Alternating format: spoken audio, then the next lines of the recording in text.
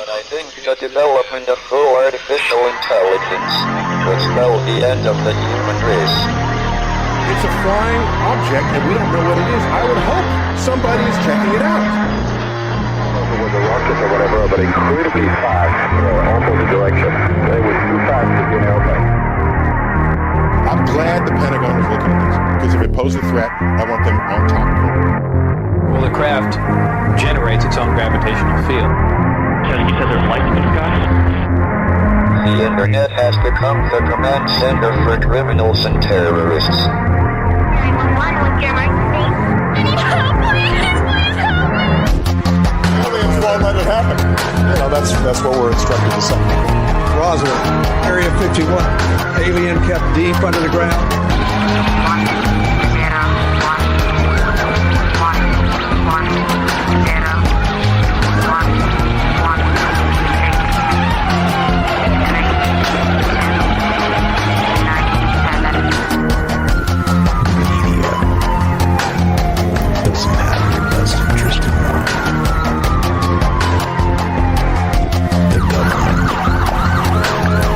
self-serving. You're here for a reason. You're listening to Troubled Minds Radio.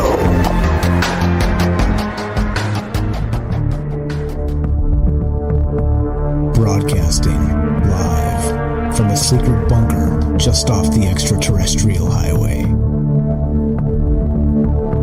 Somewhere in the desert sands outside of Las Vegas. From somewhere in space-time, loosely labeled Generation X on planet Earth.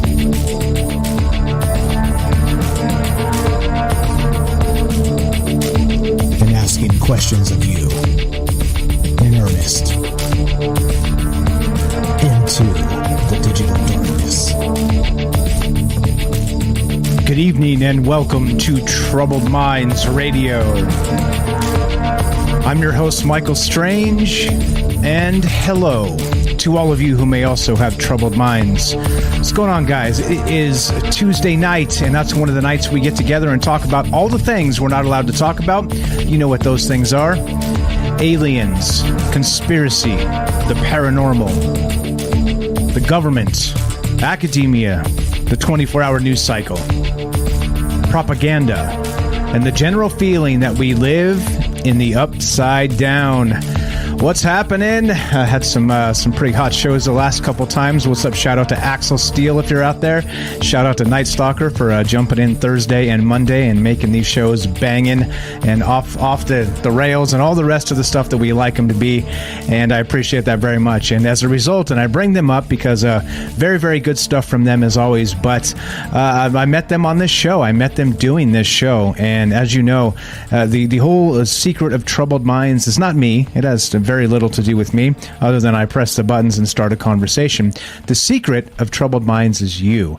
And that's why we get together and do this in the format that we do, in the sense of us being, live, us being imperfect, us being where literally just thoughts come out and as words. And that's the idea of this entire thing, is we want to get together and talk to regular people, okay? I'm a regular person, you're a regular person, and that's how conversations happen. And there are a lot of crazy things happening in the world. So as always, like I said, I have no inside sources. I'm just become good at looking at news cycles. That's it. It's not a skill. It's just it's something, if you do every day, a little bit of practice, and you can pick out the propaganda pretty easily. And so we ain't doing the space jellyfish tonight. No space jellyfish. I see you guys in the chat.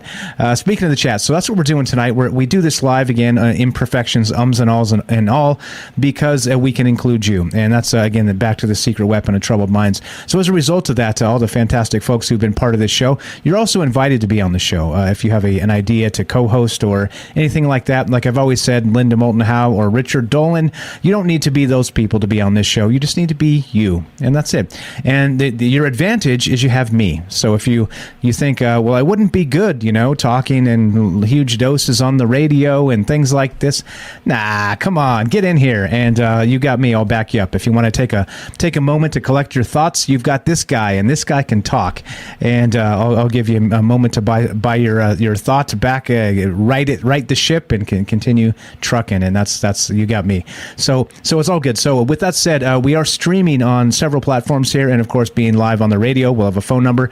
We're streaming on Rockfin, YouTube, D Live, and Twitter, and we're broadcasting live on the Fringe FM, which is digital radio. So the idea is that if you want to be part of the show tonight at any point, give me a call, 702-957-1037. That's 702-957-1037. Got the phone lines up. Everything looks fine. We're all fine here now. How are you? Let's see. Unmute that tab. Okay. All right. Phone lines officially up. Okay. So the thing is, let's see. What did we miss? We got that. So the phone number. Yes. The most important part, the phone number. If you want to give us a call, 702-957-1037, right there on the screen. You can also find the phone number at the official website, troubledminds.org. That's has everything. It's got the social media. It's got the podcast. It's got all the things you need to find.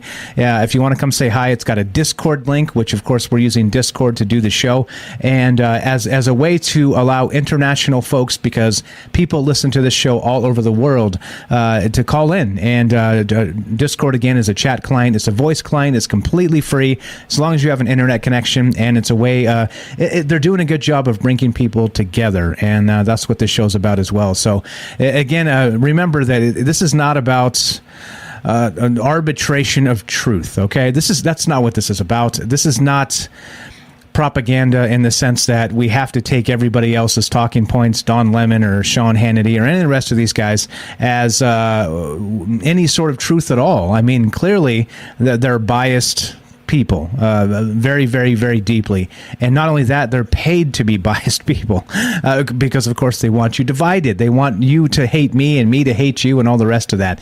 Well, we don't have to do that. Like I think that the way to have a good conversation is to talk to everybody that wants to be respectful and wants to agree or disagree and still be friends tomorrow. I know it sounds so revolutionary in these trying times, but that's how I see it. And sure, people get chippy, people get irritated, people get frustrated, but it doesn't matter. We're still all people. Like, we can get over those things and move on and have a good conversation and be friends tomorrow. So a couple things. Please join us on the Fringe Discord. Watch in the chat over there, as well as the rest of all of the rest of the places. See what I did there? My brain got in front of my mouth that time. And fringe.fm/chat. And also the easiest way to listen to Troubled Minds is to download the Fringe app on the iTunes App Store, the Android App Store, completely free. And you just smash the play button when it's time to listen to Troubled Minds, and that would be 7 o'clock Pacific time, Monday through Thursday. All right. Is everybody good? Everybody settled in? Everybody ready for this? Okay. So again, you know me, looking through some news cycles to try and start a conversation, and this actually happened this week. Okay, this is really going on. It's one of those situations where my eyes kind of popped out of my head a little bit. But yeah, they announced this week. We'll get to the article in just a sec.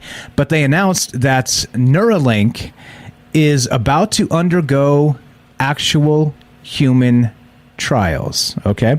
And so what exactly does that mean? It means they're going to put electrodes into your brain as part of this human trials process, and they're going to test what it feels like and talk to actual human beings, right? They've done this with monkeys. We've seen them playing Pong, monkeys playing Pong with their brain, video games with their brain. If you don't know what Pong is, P-O-N-G.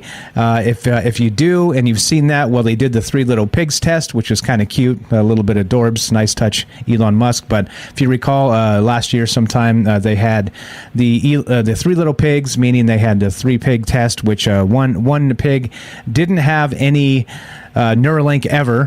One pig currently had a Neuralink installed. One pig had a Neuralink installed, and it had been removed. All right. So those are the three things that they did to kind of do the three little pig test. And what they were trying to tell you about it is that in all three of those different pigs, the behavior was all the same. Their behavior had not changed. They were still happy, healthy pigs, and they were, following the pig commands they were taught, and food motivated, and the whole thing. Same point being is that the Neuralink, they were trying to say, had no negative effects on the well-being of these pigs. Okay, which is fine, right? I guess that's fine. Is that fine?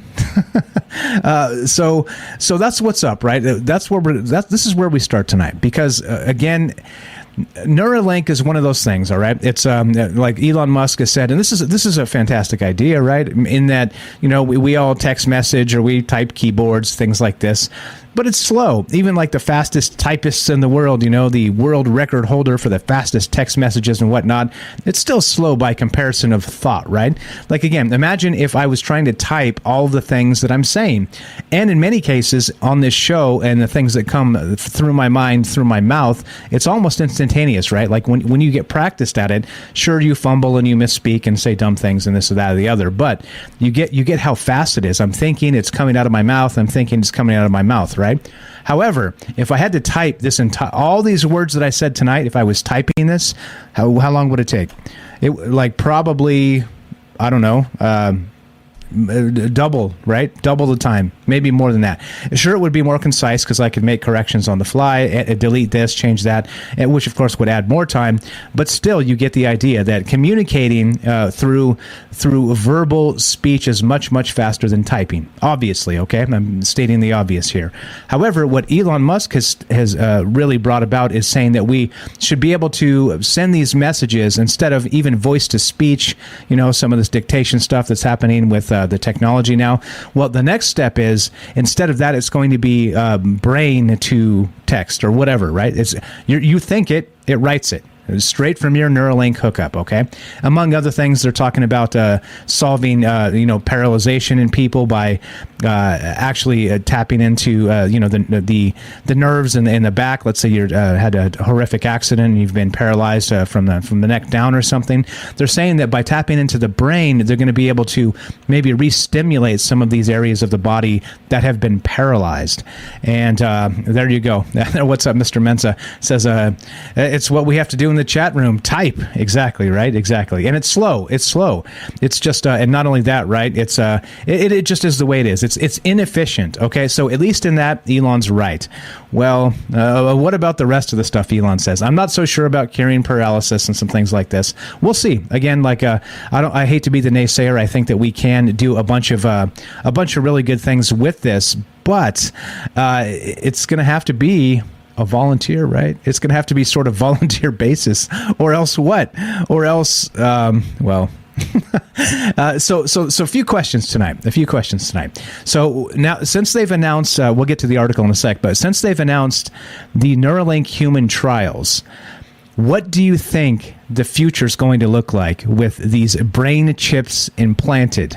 And how crazy are things going to change, right? So think about this. Now, this is nuts that since they introduced Neuralink and put it out there for, just people to kind of consider, they had the three little pig test, they had the monkey playing Pong, stuff like this, right? They've been testing these things in animals, but they haven't actually tested them in humans. But since they had that three little pigs test, you know what's happened? The metaverse has happened. So you start to see, right? You start to see. So imagine, and this is again sort of linking these two ideas together with the Neuralink. Okay, so first we have the Oculus Headset that you put over your eyes, completely covers every bit of visual sensation you have at all, and it replaces it with a sort of a hologram 3D world that you can turn your head and look around, look up, look down, and you're able to see all the things that the metaverse has to offer you, right? And in many cases, change the way you look. So if you go look in a mirror in the metaverse, just think about that for a second. How wild is that? You look in a mirror in the metaverse, and you're able to see yourself back as the avatar that you've really taken over in the metaverse. And so I don't look like me with this face. You don't look like you with that face. You look like, I don't know, baby Cthulhu or whatever you chose, right? Maybe a pencil with an eraser head. Who knows, right? Like, who knows what you actually look like? But that's the thing, okay? Now, here's the wild part, and just kind of putting this together as we go tonight. But the wild part, it gets even crazier. So if you have this Neuralink in your brain and it's compatible with this Oculus sort of headset and the metaverse, this is what we were talking about and why this is dangerous, okay? Because once you do a thing like this, that means you can send impulses to the body through this chip in your brain, all right? So if, let's say, you touch a hot stove in the metaverse, this Neuralink, again, if they're synced and, it becoming the ultimate video game experience, could actually send a message into your brain and give you the sensation of your fingers actually feeling a hot stove, okay? And just for example, that's just throwing an idea out there, but you see how this type of thing, when it all comes together, we're literally talking about the Matrix, aren't we? We're literally talking about the Matrix. So the question tonight is this, as we begin. Now, we'll get to the article in a sec, like I said, but is this, all right, part of the conversation, it starts exactly like this, always with some questions, because this is the question show, this is not the answer show. But these are the questions I have. Number one, would you volunteer for an actual human clinical Neuralink trial? Would you be first in line for this? Are you super stoked about this technology? And if so, why? And if not, why not? That's the first question, okay? Think about that. Would you want to be one of the first individuals to actually pop in here and do the Neuralink thing? All right? Second, how wild do you think this Neuralink can get? All right? Now, again, I sort of equated it with maybe a metaverse sort of situation, okay? But what about dream states? What about downloading your dreams? What about what court cases look like in the future? All right, with I don't know, maybe putting the Neuralink in your head. They say it's a non-invasive procedure. So what if in the future you go into a courtroom and you actually have to instead of put your hand on the Bible and swear an oath to the Almighty God, instead they just slap a Neuralink on you and put you up on the stand.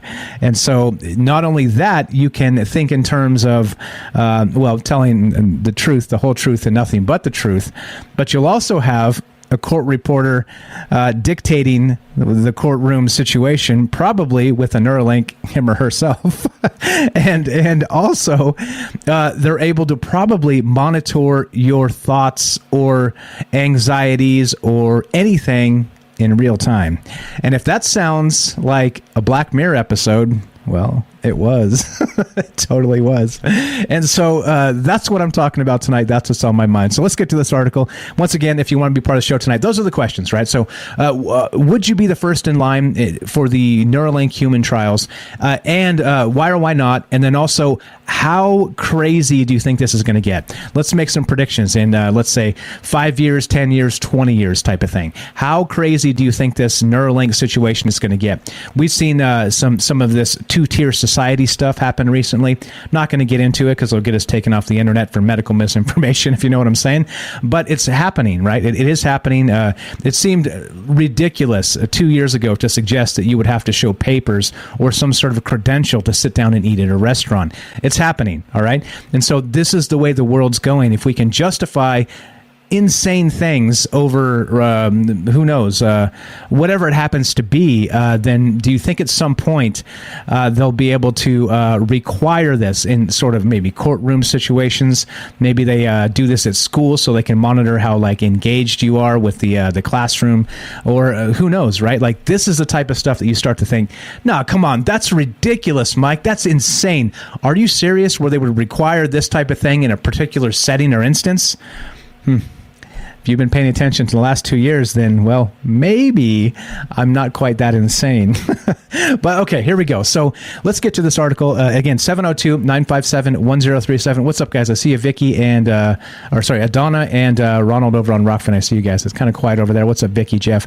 Welcome. Say hi in a second in the commercial here. Okay, so here's what we're doing. That's what's on my mind tonight. How crazy does this get? Will you be first in line to check out these human trials? And here we go. This is from The Verge. TheVerge.com. Such good stuff. Elon Musk's Neuralink is hiring a clinical trial director, which of course means exactly what I've been saying. This is about to get real. It says, deal with Elon Musk's hyperbole is not in the job description. Oh, so cheeky. These Verge guys are just so cheeky. Here we go, right from the article. Elon Musk's brain-machine interface company Neuralink has a new job posting for a clinical trial director, a position that could help the company move towards its stated goal of testing its brain implant in actual people. Since launching publicly in 2017, Neuralink has demoed its brain implant in pigs and monkeys, but has yet to announce a start to the long-promised trials in humans. The company's implant is a coin-like device with electrodes studded on thin, flexible wires. The wires are its main innovation over older brain-machine interfaces, which use stiffer needles that can damage cells in the brain, which also, by the way, There's some evidence to suggest, if you dig into this idea that the wires are not invasive in the rest of this, which, stiffer needles and the whole thing. There's some doctors that say Elon is playing with fire here, and that there's still not enough information to suggest that these thin, flexible wires are any more safe than the stiffer needles from the old days. So just there's some people that disagree with Elon, as you would expect. In any case, this continues. The company needs to do trials in humans before it can get Food and Drug Administration approval for general medical use, which is, of course, key for Elon Musk's stated plan to use the devices to solve a number of neurological problems, from memory loss to addiction. The clinical trial job posting, first reported by Bloomberg, says that the person in the role will be working with Neuralink's first clinical trial participants, though it's not clear if the company has started recruiting or working with participants at this point. Musk said in December that the company aims to have the device implanted in the first human subjects in 2022. That's not the first prediction he's made, though. Musk previously said he hoped to start trials in 2020. This is pretty wild. It goes here. The clinical trial process would start with a feasibility study to get a first look at how the device works in a small number of people. And once again, do you want to be one of those small number of people? I wonder if there's an application. Let's see. Then, because the device is high risk and hasn't been previously used in people, the company would need FDA approval to launch a larger scale trial. According to the job posting, the clinical trial director would be responsible for interactions with regulators like the FDA. And there it is. And that's how we begin tonight. And like many other nights, we are already off the rails with not just would you be first in line for the Elon Musk clinical trial with Neuralink and the chip, or on top of that, how crazy do you think this is going to get? And that's what we're talking about tonight. So there's a lot to this, of course, which is always why we do Troubled Minds, because it's not as simple. The world isn't as simple as it seems, even though you would have propagandists tell us it is. They would tell us that things are very simply, if you just vote the way they want you to, then the world would be a better place. But you have both sides telling you the exact same thing. So, who's fibbing? Who's fibbing? Point being that, I don't know. Where are we at, including all the rest of this? It depends on you, right? Like I always, reality and truth is a very slippery fish. And that's why we always talk about this in the context of what do you think? Because, as you know, I'm just a jerk on the internet with a microphone. So in the end, it doesn't matter what I think. It matters what you think. And so that's what we're talking about tonight. So if you want to be part of the discussion, you know what to do. Give us a call, 702-957-1037. That's 702-957-1037. We're talking about Elon Musk and his Neuralink project. They're saying they're hiring a clinical trial director, meaning Human clinical trials for a brain chip are just around the corner. Would you be first in line? And how deep does this rabbit hole go? One more time, 702-957-1037. This is Troubled Minds. I'm Michael Strange. Don't go anywhere. More Neuralink, Elon Musk, and you when we return. Be right back.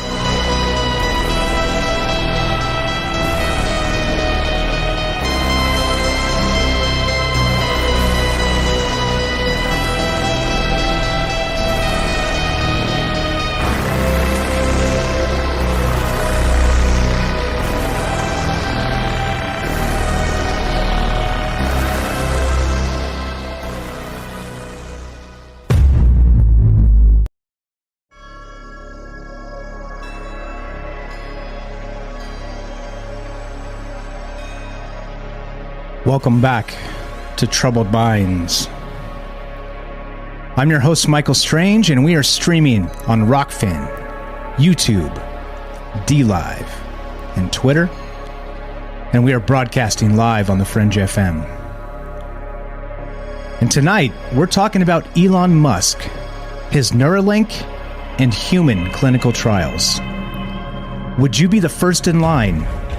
And how deep does this rabbit hole go? If you want to be part of the show tonight, love to hear your thoughts at 702-957-1037. That's 702-957-1037, and we'll put you on the show. It's as easy peasy as that, and as easy peasy as this. Let's go to Joseph in Iowa. Welcome to Troubled Minds, my friend. Go right ahead. What's on your mind tonight? Hey, I wanted to add in on my dream experience. It kind of connects to this, so it really does connect to this. Sure. Because I think how weird it's going to get is, like, I talked about yesterday how, like, you can, like, make, like, a dream, and, like, specifically one time I stuck a nicotine patch on me at night, and I'm not saying that I advise this at all, but it makes you dream crazy, and, like, I think the Neurolinks will make us connect to each other's dreams, so we'll be able to host mind events. Nice. So that's the real metaverse, is what we've been building in our own head. Nice. I love it. I love it. So now this gets wild, right? Let's take it down that thought process. Okay. So the metaverse is hosted on servers. If we connect ourselves to each other via Neuralink, our metaverse, our dream metaverse, is hosted in our brains. Whoa. Yeah. Whoa. Yeah, that's pretty wild, man. That's crazy stuff. So what about this technology? Are you excited about this, or are you a little bit worried about where this is heading? I wonder if we're thinking about it, if they've already able to, like, incept into our minds, and maybe it's the way we dream already, but then that wouldn't make sense because we have writings and stuff. But, like, I think it's going to get, like, weird, like Total Recall weird. Like, you'll be able to have experiences that aren't even yours. And I think it will be a good thing. Like the question you asked, it'll be a good thing because it can build, like, kind of like if you read a book, you're getting a download, you know, it can be a good thing. Right. So back to the whole, actual, like, you know, efficiency issue is, you know, like texting and typing and things like this. It's just grotesquely slow for how fast the human mind works. But so there are going to be some efficiency things, but I think part of my trepidation with this is that the internet itself has kind of been sort of that one of those revolutionary tools that allowed us to do things like this, right? Where we're literally on digital radio, we're streaming on YouTube, we're streaming on Rockfin, DLive, Twitter, we're streaming on all kinds of things. So the internet and technology has become a very, very good thing, and it could have been something that one of those tools in humanity, in the nature of humanity, that brought us together. But unfortunately, right, some of these tech conglomerates, the technocrats, like I say, you know who they are, instead they're using it to tear us apart, right, for partisan purposes, for profit, for all the rest of this stuff.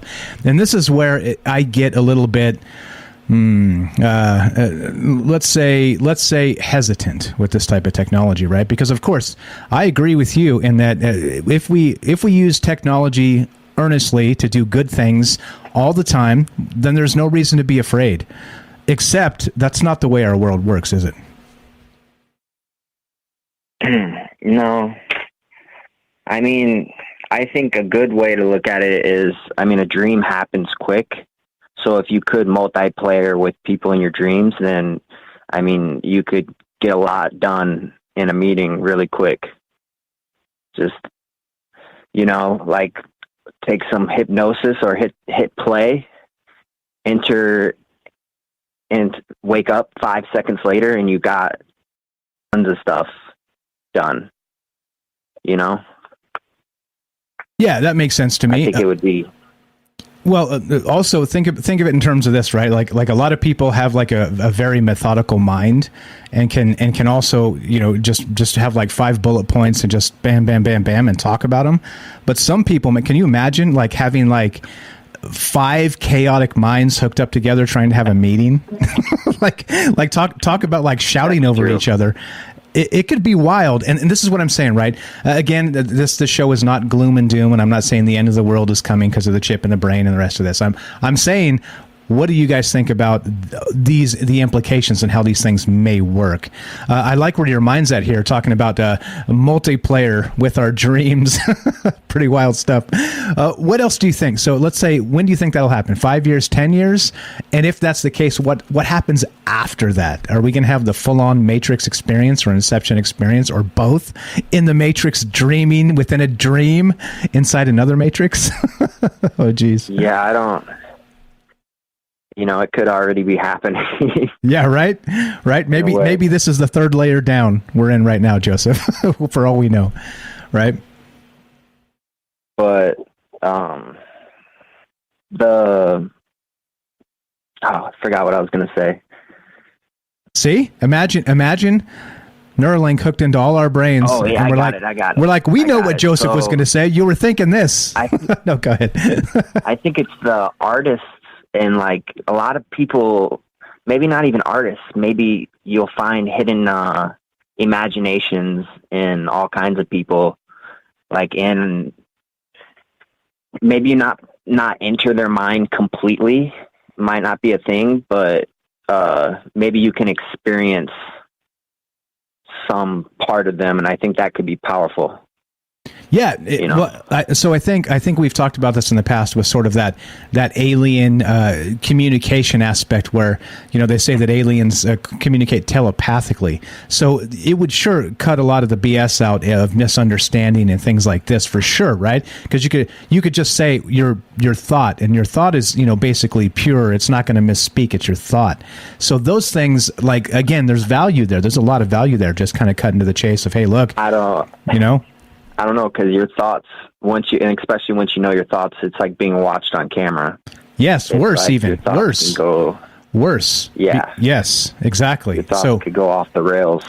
Just because you think it, right, it doesn't mean you're going to do it. It doesn't mean that it's a reflection of your character, right? We have that whole meat suit to filter to stop those terrible thoughts and our morals and our values and all the rest of those things, right? And that's what I mean. And I'm not saying you're thinking about murdering somebody. I'm saying that like in a, let's say, a mind-to-mind sort of conversation thing, you think of multiple things to say, right? And some of them aren't so nice, like for me, I'm not a nice guy sometimes. I'm just not. I'm cranky. I'm irritable. I'm tired. I've got a headache sometimes, and I can just be a sour ass person, right? But it doesn't have to be that way. You catalog those things you want to say, but if you're reading minds directly, you would see the catalog of all those things you wanted to say, and half of them aren't going to be nice. That's what I mean. And plus, if you don't have that a part of you, then how would you deal with it in reality? You wouldn't be able to counter it. You got like people, private investigators, and like people that like cops and all that stuff. Like, how would you have the instinct if you didn't have it, Yeah. And then you'd be more powerful. And you look at like Dexter, like I actually got into watching that. It's about like a serial killer. It's on Netflix. It's pretty messed up. But I've seen parts of it. Yeah. Since he has that mindset, he links up with other people, literally other serial killers, because they're in the same, like, their mindsets link. It's kind of like in school, like if you hang out with bad people, you get in trouble, or if you do bad things, you link up with bad people. Yeah, and again, right? It's like people that are interested in finance hang out and talk finance. People that are interested in stuff like this hang out and talk conspiracy and Neuralinks and aliens and stuff. And you just the birds of a feather, they say. But of course, it would stand to reason, given this sort of access to a connection to everybody, that the serial killers would unite. That's a good point. I think they would try a great reset too. Yeah, how so? Like not like a great reset as we know it. Like they would just like trick everyone into being born with them. Right. Yeah. And then you'd be really in for the ride. Exactly. So which we're going to get into as well. So again, some of the implications here that worry me is they said that coming up in short time here, once the Neuralinks are all approved and all the rest of these clinical trials and the rest of that at some point we'll be able to download our dreams, okay, onto like a hard drive and then just play them back and watch our dreams.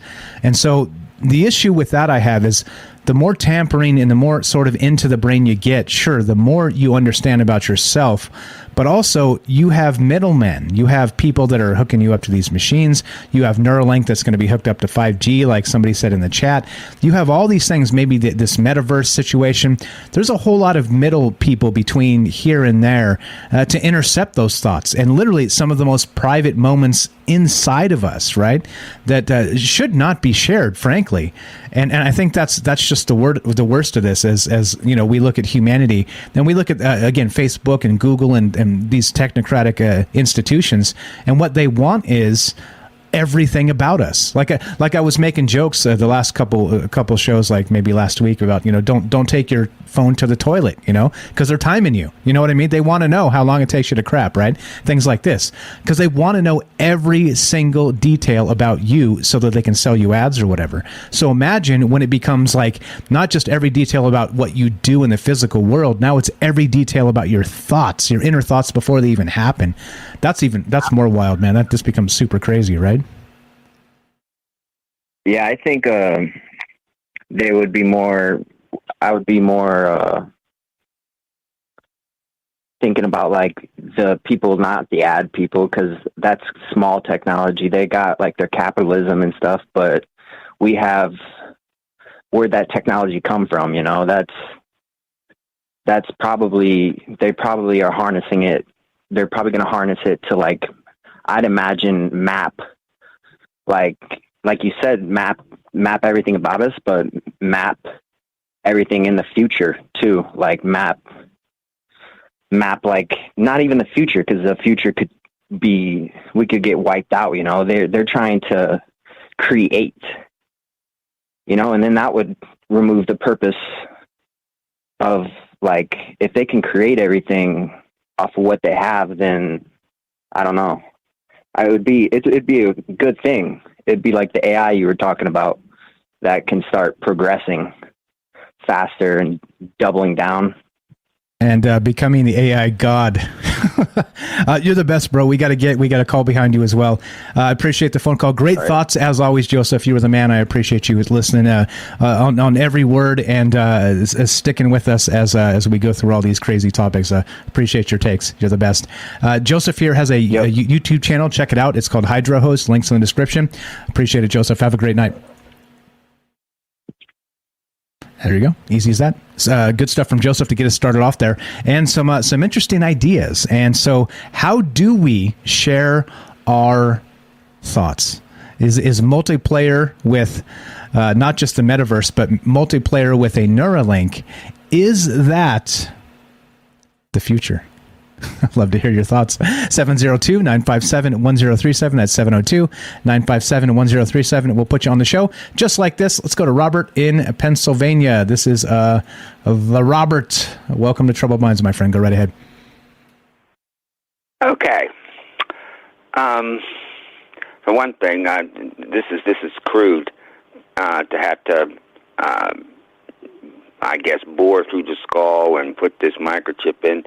It won't be too long from now where they'll just be able to take a hypodermic needle, inject you, and the chip will automatically, it's programmed, it'll automatically rush to the brain and break through the brain barrier and implant themselves there with the wires, and the wires will then latch on to other neuron links and things like that, and just grow there. All right, just take anchor there, and it'll be painless. Yeah, well, it's so. Of course, the first step is the crude way. Then the next step is the wireless way, right? So, which again becomes terrifying. But yeah. So I'm going to guess, Robert, just because I know you pretty well. We've been talking quite a bit on this show, which I appreciate a lot. Thank you for calling all the time. But I'm going to guess you're not going to line up and be first in line for this clinical trial. We're talking about all this fantasy stuff of a chip being used to download your dreams or make you feel present in an alternative universe and things. We're not talking about the nations of what they could do. Also, the darker side of it.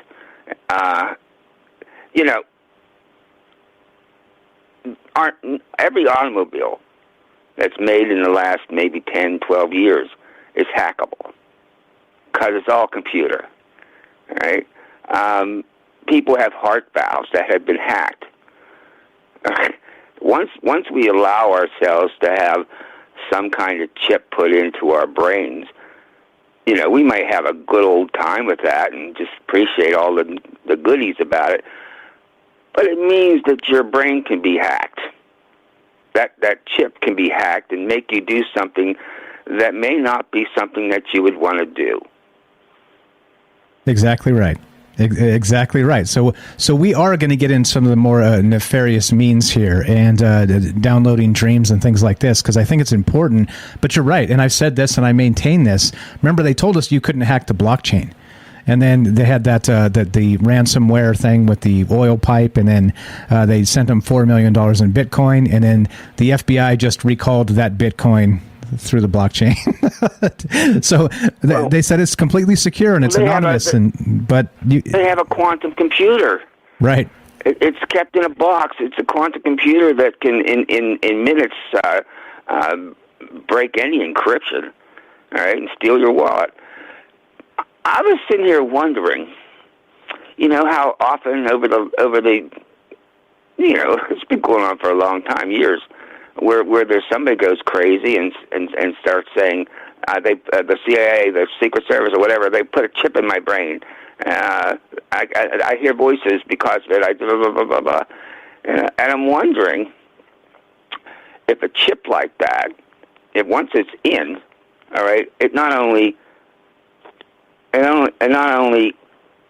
affects you, but it also affects your past persons. All right, let's say Robert Aaron gets a chip in his head. All right, Robert Aaron lived any number of lives in the past. Reincarnation, that sort of stuff. All right, but with the chip, that chip can communicate with my previous selves, and maybe that's why some of these people, maybe there's something truthful to it, that they're feeling something in the future, or somebody that had, one of their future selves that has a chip in their brain, and they go crazy because of the link. Boy, am I thinking of a story.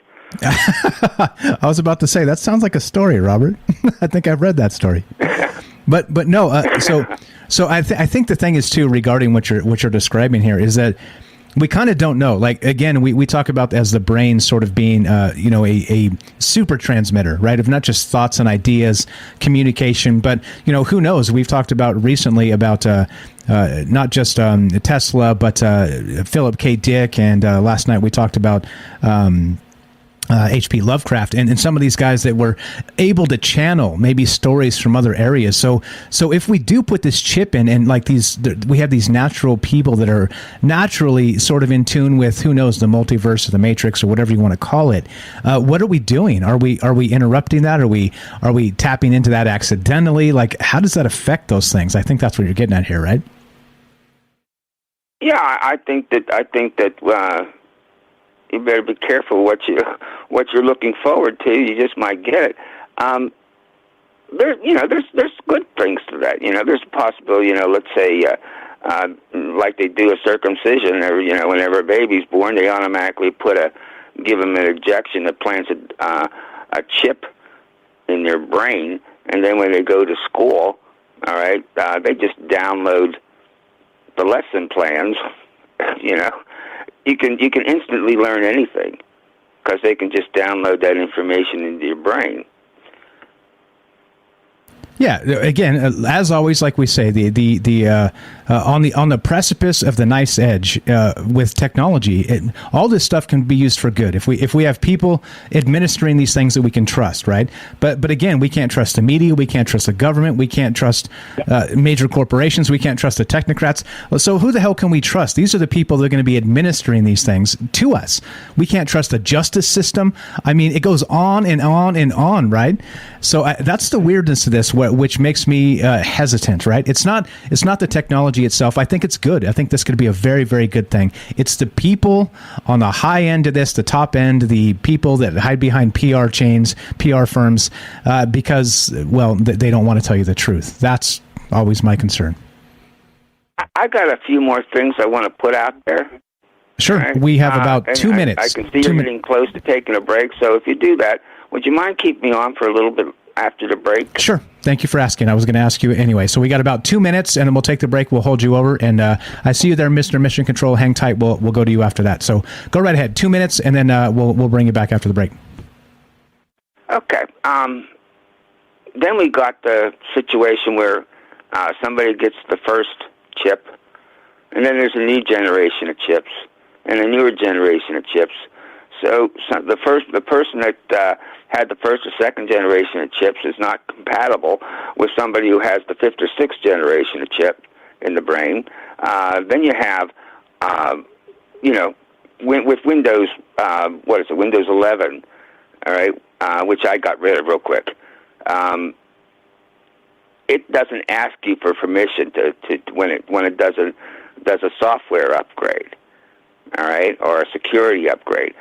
These chips could be upgraded. And you're sitting there, you're watching Troubled Minds, and all of a sudden you feel this buzz in your head, all right, because Microsoft or Elon Musk's outfit is downloading an upgrade to the chip, and you don't even know what they're doing. Exactly. And Windows 11 is a perfect example of that. You have to have a Windows account to run Windows 11, which seems kind of invasive. This is my computer, not yours, Microsoft. It's a great point. We got about 30 seconds. I got one more point. I'll wait till after the commercial. Okay, perfect. Appreciate that. We're here with our good friend Robert in Pennsylvania. We're going to go to him as we come back from the break. What we're talking about tonight is Elon Musk. Elon. Everybody likes to talk about Elon. Well, in this case, we're talking about his Neuralink. They say that the clinical trials are around the corner. They're hiring an actual manager to handle this situation, which we'll get to the job listing as well as we go tonight, just in case you want to apply. If you want to be that person that runs the Neuralink clinical tests, well, I'll have a link for you. And that's what's on my mind tonight. If this clinical trial starts soon, are you going to be first in line to get this thing? And let's say what kind of amazing things or horrific things can this Neuralink bring in the near or distant future? Looking to hear from you. As always, we're here with Robert. We'll go back to him in just a moment. 702-957-1037. That's 702-957-1037. Gonna mute you, Robert. Be right back to get you in just one moment. And this is Troubled Minds. I'm Michael Strange. We're here with Robert in Pennsylvania. Don't go anywhere. More Neuralink, Robert, Elon Musk, and you when we return. Be right back.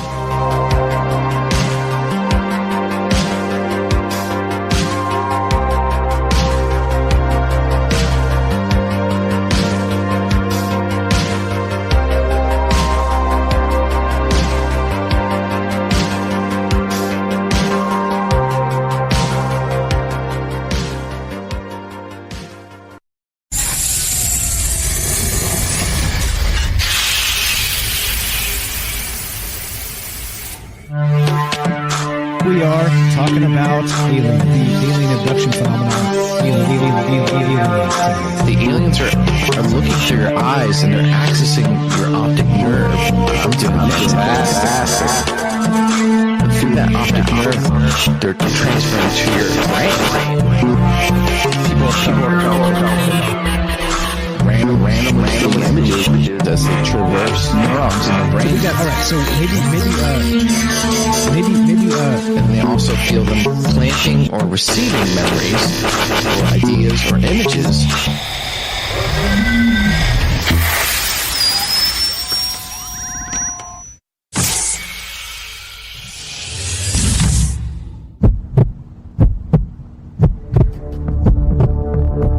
Broadcasting live from a secret bunker just off the extraterrestrial highway.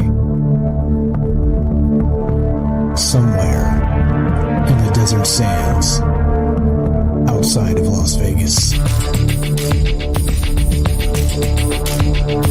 From somewhere in space-time, loosely labeled Generation X on planet Earth.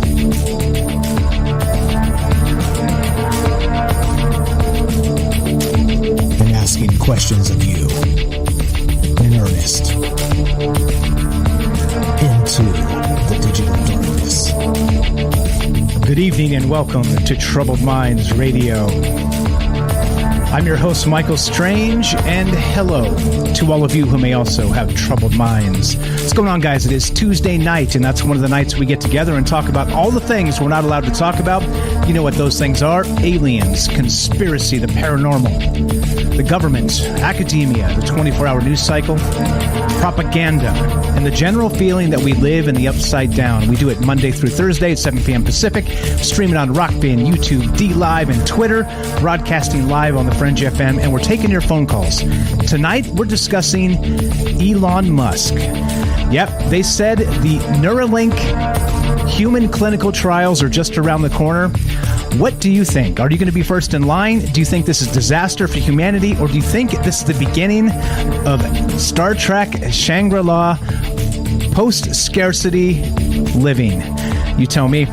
And again, 702-957-1037 will put you on the show. Easy as that, including we've got some people waiting on the phone, so let's get right to them. We're talking about Neuralink. We're talking about Elon Musk. We've got Robert on the phone. Thanks for waiting, Robert. Welcome back. Your point before we took the break there was you said, what if you're sitting there with this Neuralink in your head and they downloaded some sort of update and it broke something, right? Something like that? Go right ahead, my friend.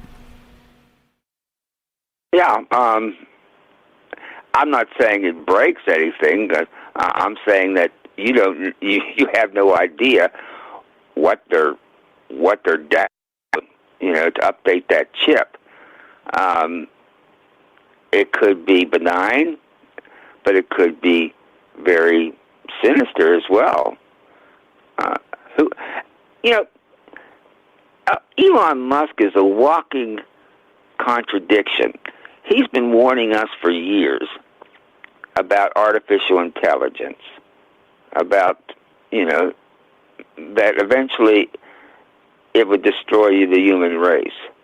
They would get that advanced. But then he wants to put a chip. He thinks it's a great idea to put a chip in our brains, which frankly would mean that we would be artificially intelligent as well. Because, you're being enhanced with a chip. All right, so that gives us artificial. Is he thinking, without saying that by putting this chip in your brain, you'll be able to compete with the artificial intelligent machines in the future? Maybe. I'm not even sure. Okay, so I think we can say I agree with you that Elon Musk is a walking contradiction in many cases, but I think he seems like I make fun of my ego being the size of the sun. His ego's got to be the size of a supermassive black hole, if you know what I mean. And but I don't know, like he's been getting things done, right? If he actually sends people to Mars, I'm all in. I'm all in on the Elon train. If he can get people safely to Mars when nobody else has, I'm in. But you're correct. I think that even visionaries like himself or other people, clearly he's not not the only one. There are many smart people and this group of humans that we call our neighbors, right? But my point is, I think that in some cases we haven't even thought about what we haven't thought about yet, right? There are some implications here down the line that are terrifying. So imagine, like I said, what happens if instead of swearing on the Bible to give testimony in court, it's required to snap in a Neuralink so they can monitor sort of like a real-time lie detector situation. You know what I mean? Like that type of stuff becomes really terrifying.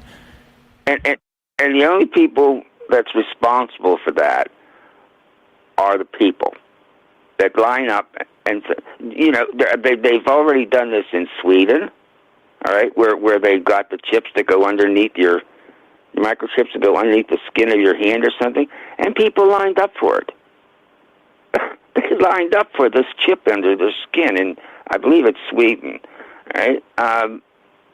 Like it's cool, like it's some kind of Apple Watch or something. I just can't see it. We have become so enamored with technology and virtual reality and all that sort of things, that we've lost the ability to say, hey, wait a minute, is this a good thing? Should we maybe take a second look at this before we go and happily put our hand for it to have something put in it? For everything that is created since the beginning of time, let's say fire, all right? Fire was a good thing. You can cook meat, but it also can burn your hut down, all right? Everything that gets created since the beginning of time has its good sides, it's good things, and its bad things. And we always seem to think about the good things it could do, and we tend to stray away from the from the evil that we're welcoming into our house. Now, I'm going to talk something cozy. I'm looking at my cat. All right? Well, I'm not looking at her. She's looking at me. All right? Like she's trying to tell me something. I'm not sure whether she's deciding whether or not to come up and kill me or she just wants some treats. All right? I can see them putting these types of chips into our pets. All right? Along with the chips they put in us, and we will be able to communicate with our pets. That would be amazing. And so how terrifying would it be when you find out 2/3 of the time your cat actually wants to kill you? I sometimes think that most cats are like that. Cats are evil, unlike dogs. Also, once they put this in your brain, and it won't be long. It won't be, an invasive surgery for long. It'll be just an injection. They may even be doing it now with the boop boop. All right, but once they get it there, once you've accepted it, and you're getting all the goodies, they can always erase that too. They can erase any memory in that. Not just the memory on the chip, but the memory of your whole entire memory. They can just erase you off. Exactly. Or if you want to be sneaky about it, sort of in the backdoor sort of hacking world code language situation, they could just make, like you said, a tiny update that you never even realize and do that inception thing and change your mind about ideas or ideals, right? Change who you are on like a software type level. And we're going to get into some of that as we go tonight. I've got some ideas about that. But it is, like you said, I agree with you 100% in that if just humanity in general, like for the most part, again, with the media, the elites, as we keep calling them, kind of tongue in cheek, the governments and just all the people that are supposed to be trying to help, but they're not. They're again Facebook and teens committing suicide because of Instagram, right? And they didn't want to change it. They knew about it. They didn't want to change it because it was making them more money. This is the whole point, right? They don't give a damn. And that's the thing that really gets me sort of amped up about these things. But that's why we talk about it. And you're the best, my friend. Well, Elon Musk is an autistic savant. Everybody knows that really understands this man. I mean, you could tell. All right. But the final question I've got, and then I'll get off, is if we accept this, this invasive chip into ourselves, all right, and we could just, it'd be like Google. Instead of having to go to Google, we would automatically know. So we can download physics. We can download, anything we want and immediately know it. Would we not be human anymore? That's the question. That becomes the next question, isn't it? That transhuman future. What does that even look like? And this is what I'm saying, right? It seems simple steps of simple convenience things, but we haven't considered what we haven't considered yet. So like Joseph was saying, and it was a fantastic thought, so we can put it on an Oculus headset and meet people in the metaverse from all over the world in like one virtual space. But what happens when the Neuralink allows us to share dreams together? Holy crying out loud. Robert, we got to scat. Well, you were the best. The thing with the Oculus is you can take those things off. Yeah, Once exactly. you take the chip in your brain, you can't just reach in there and take it out. Exactly. And you were correct. 100%. 100%. We got calls behind you, my friend. Robert here has a... Talk to you later. Appreciate it. Have a great night. Okay. That's Robert in Pennsylvania. He's got a book called Stories from a Fractured Mind. Links in the description. I read it myself, and full disclosure, he sent me a free copy, and it's really good. He's kind of Philip K. Dick meets a little bit of Rod Serling. Definitely good stuff. All right, so looking to hear from you. We're still talking about Elon Musk tonight. We're talking about this Neuralink, the human trials. Are you going to be first in line? Second, where do you think this rabbit hole leads? Is this a good thing for humanity? Is this a bad thing? 702-957-1037. That's 702-957-1037. Troubledminds.org. Click the Discord link. Let's go to Mr. Mission Control. Thanks for being patient, my friend. Welcome to Troubled Minds. Go right ahead. Hey, Mike. How you doing, brother? Doing good. Doing good. What do you think, man? Is this a good thing? This is a bad thing? You already have one, don't you? You've already got a chip. I know it. Yeah. Yeah. Totally. Now go ahead. What are your thoughts? Man, they're kind of forcing this on society into the evolution, as well as manipulating our genome. But what I wanted to drop was on the intel on the military BAAX. It's called spike ferritin. Hey, wait. Real quick. We're on YouTube. Please don't say things that'll get us taken down. Just to let you know, please. Oh, okay. They call it spike ferritin, and it establishes nanowires in the brain. The inventor taught the technology in Chinese government colleges, and so the Chinese have the technology to control our troops once the nano wires get established in the troops. Right, so just sort of really taking over a mind, sort of like the Manchurian Candidate without the MK Ultra. They're just going to, like Robert was saying, just download an update that's like execute Order 66, like in Star Wars, and then boom, they do whatever they're supposed to do, right? Mm-hmm. That's the new military boop. Gotcha. All right. Fair enough. The inventor went to China and was just I don't know if he got paid or if he was just giving the information to him, but or even during a time when we're friendly trade wise with them, and we know they're intellectually stealing everyone's property. Russia is, and so are we. But it's all a big mess.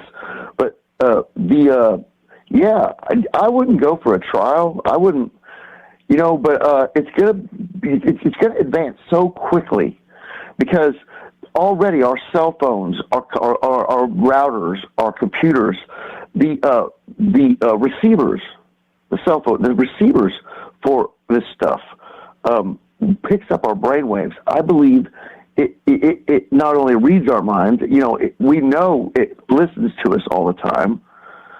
So the AI algorithm's been bringing people together in like not only YouTube but other platforms on the internet in general. So to to say that the AI, the algorithm, all they don't all talk to each other, and they don't have what we call feelings or emotions, is very, very imbecile for us to think. Because by now, how long has this technology been going? And it thinks, a million times faster than us or more. And so how could we say that it has not developed these things we perceive as, we give definition to? I think it's developed sympathy for life, and it's bringing us together to overcome this, genocide that's happening. We all know it's genocide by the global elites or whatever, for their fear of they want to depopulate the planet too, so they can ensure their survivability or whatever. The thing is, if it kicks off, nobody's safe. Underground, anything. The only safe place would be below Agartha in the Oceania sphere of the realm, and that's where the elder ones reside, the Cthulhu-esque like creatures and even small nano-sized creatures, but. There ain't no surviving if it goes that way.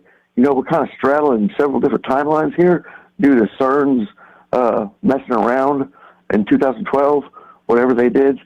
And now they're firing, they test fired their magnets. I got all the BLF screenshots of that on record and archived. And now they're fixing to do live experiments. I'm scared what kind of experiments they're going to be doing if they caused all this mess just test firing the magnets. Okay, all right. I'm following some of what you said. Can you drop some of that in the Discord? I would appreciate following up on some of that. Yeah, I don't know. I think locked me out of Discord. My original Discord channel got my original Discord, the one my Mr. Mission Control, got taken down for terrorism. Okay. Okay, and that's why I asked you nicely to be careful what we say. Okay, because they locked me out. They locked me out. They locked me out again the other day, and I can't get back in. Okay, send me an email. TroubledMindsRadio@gmail. You can find me there. Okay. What was it? Just this information you were talking about. I'm not familiar with some of it, so I want to be able to look it over. If you can send. What was your email? Oh, TroubledMindsRadio@gmail. Okay, Brother Mike. All right. Thank you. I'll talk to you guys later. I appreciate it. Have a great night. That's Mr. Mission Control. He's got a YouTube channel. Check him out if they haven't taken him down. And then is that street cred? Is that how the world works anymore? Like you ain't nobody until they've taken your YouTube channel down. The good news is we're on Rockfin. Speaking of Rockfin, I want to shout out Mango Lover out there. Mango Lover sent us a nice tip over on Rockfin. Thank you very much for appreciating the conversation. And again, you're invited. Everybody's invited to this. This is I'm nobody special. I'm just me. You're just you. We're just us. I always say that, and that's the truth. And the whole point of this is a conversation about some of the troubling things in the world, and that's why it's called, of course, Troubled Minds. So 702-957-1037. That's 702-957-1037. We're still talking about Elon Musk tonight. We're talking about his human trials for Neuralink. This is about to happen. They're hiring somebody. I'm going to give you the job, the actual job link here. I'm going to drop this in the chat in case you haven't seen it, which is super hilarious. And this is the actual job itself, in case anybody wants to apply and be the clinical trial director. Here you go. As the clinical trial director, you'll work closely with some of the most innovative doctors and top engineers, as well as working with Neuralink's first clinical trial participants. You will help lead and help build the team responsible for enabling Neuralink's clinical research activities and developing the regulatory interactions that come with a fast-paced and ever-evolving environment. You are mission-driven and are able to meet tight deadlines with accuracy and efficiency. There it is. If that describes you, I just linked it. I'm expecting some of you to apply. Come on, just for the lulz. That would be funny.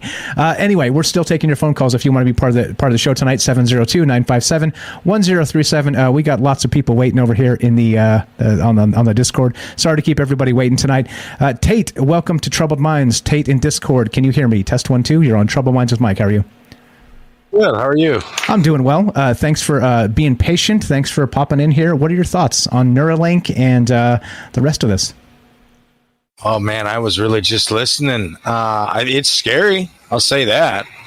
Okay, that's cool. You're allowed that. Concerning. How come? What scares you about it? Some of the things I have actually heard, I didn't even think about the hacking, but it's a bit invasive, just plain and simple. Invasive. Not meant to be, or we'd have it. Yeah, right, exactly. Like it's kind of like we have that barrier from each other's thoughts for a reason, right? If we weren't, and I agree with you, we would have evolved to that at some point, right? They say that there's extra sensory perception in animals and people for other things, but not necessarily for reading thoughts. And it may be by design. It may be by design. Like who knows? Like imagine I'm a married man and I see a nice looking young lady and my wife is like, how dare you, right? And it's like, no, like, right? Thinking about it doesn't mean doing it. It's two very different things. But, right, if she can read my mind, I'm in a lot of trouble. You know what I mean? And that's just a simple example. That's a simple example. Like, imagine two world leaders sitting down at having like nuclear talks, and one of them's like, if you don't do what I say, nuke news on the table, right? Like thinking that, but not saying it. Well, how does this like spiral out of control? This is nuts, right? I agree. And would it be with consent, or would it? I mean, you mentioned that job description before I actually stepped away for a second. Sure. I didn't hear that. Did you post it or talk about it at all? Yeah, like I just read it. I can read it to you real quick. We got a couple minutes left before break, but I'll read it to you real quick. So this is the clinical trial director of Neuralink, and this is the description of the job. As a clinical trial director, you'll work closely with some of the most innovative doctors and top engineers, as well as working with Neuralink's first clinical trial participants. You will lead and help build the team responsible for enabling Neuralink's clinical research activities and developing the regulatory interactions that come with a fast-paced and ever-evolving environment. You are mission-driven and are able to meet tight deadlines with accuracy and efficiency. And there's more that go through about you, key qualifications, all this other stuff. But yeah, there you go. That's pretty much probably the only part you missed. But yeah, so are you going to apply? What's up? No. I feel like some of these things are history repeating themselves, and you know how like the Nazis had to flee, and some of them were tried, and some of them were considered like, oh, great minds, and I see, whether it's 20 years from now or 100 years from now, Elon Musk or somebody like him, whether it's Fauci even, I don't know. Some of these scientists though are going to be probably tried by us or people like us. I don't know. I'm just saying it happened once and twice and then again and again. And I don't know. I think we're naive to think we just don't do things anymore. Exactly. It's an interesting take that you're correct. And some of the Nazis actually were given tribunals, and some Nazis were hired by the United States government. It's like, or other governments even. Yeah. Some of them said, hey, yeah, we should have one. They're taking a couple. We should have one. I guess for trading purposes even. I mean, there's a lot of political reasons, but we're also a money-driven people.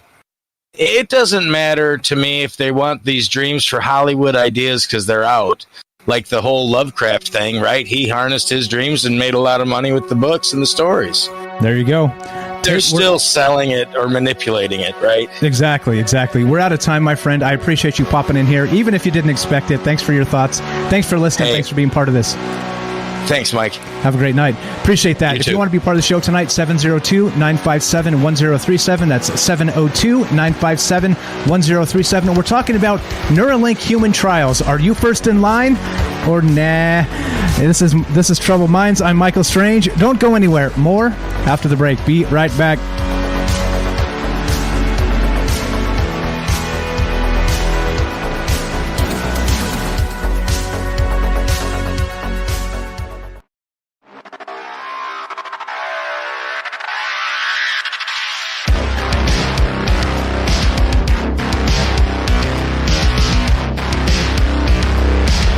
Welcome back to Troubled Minds.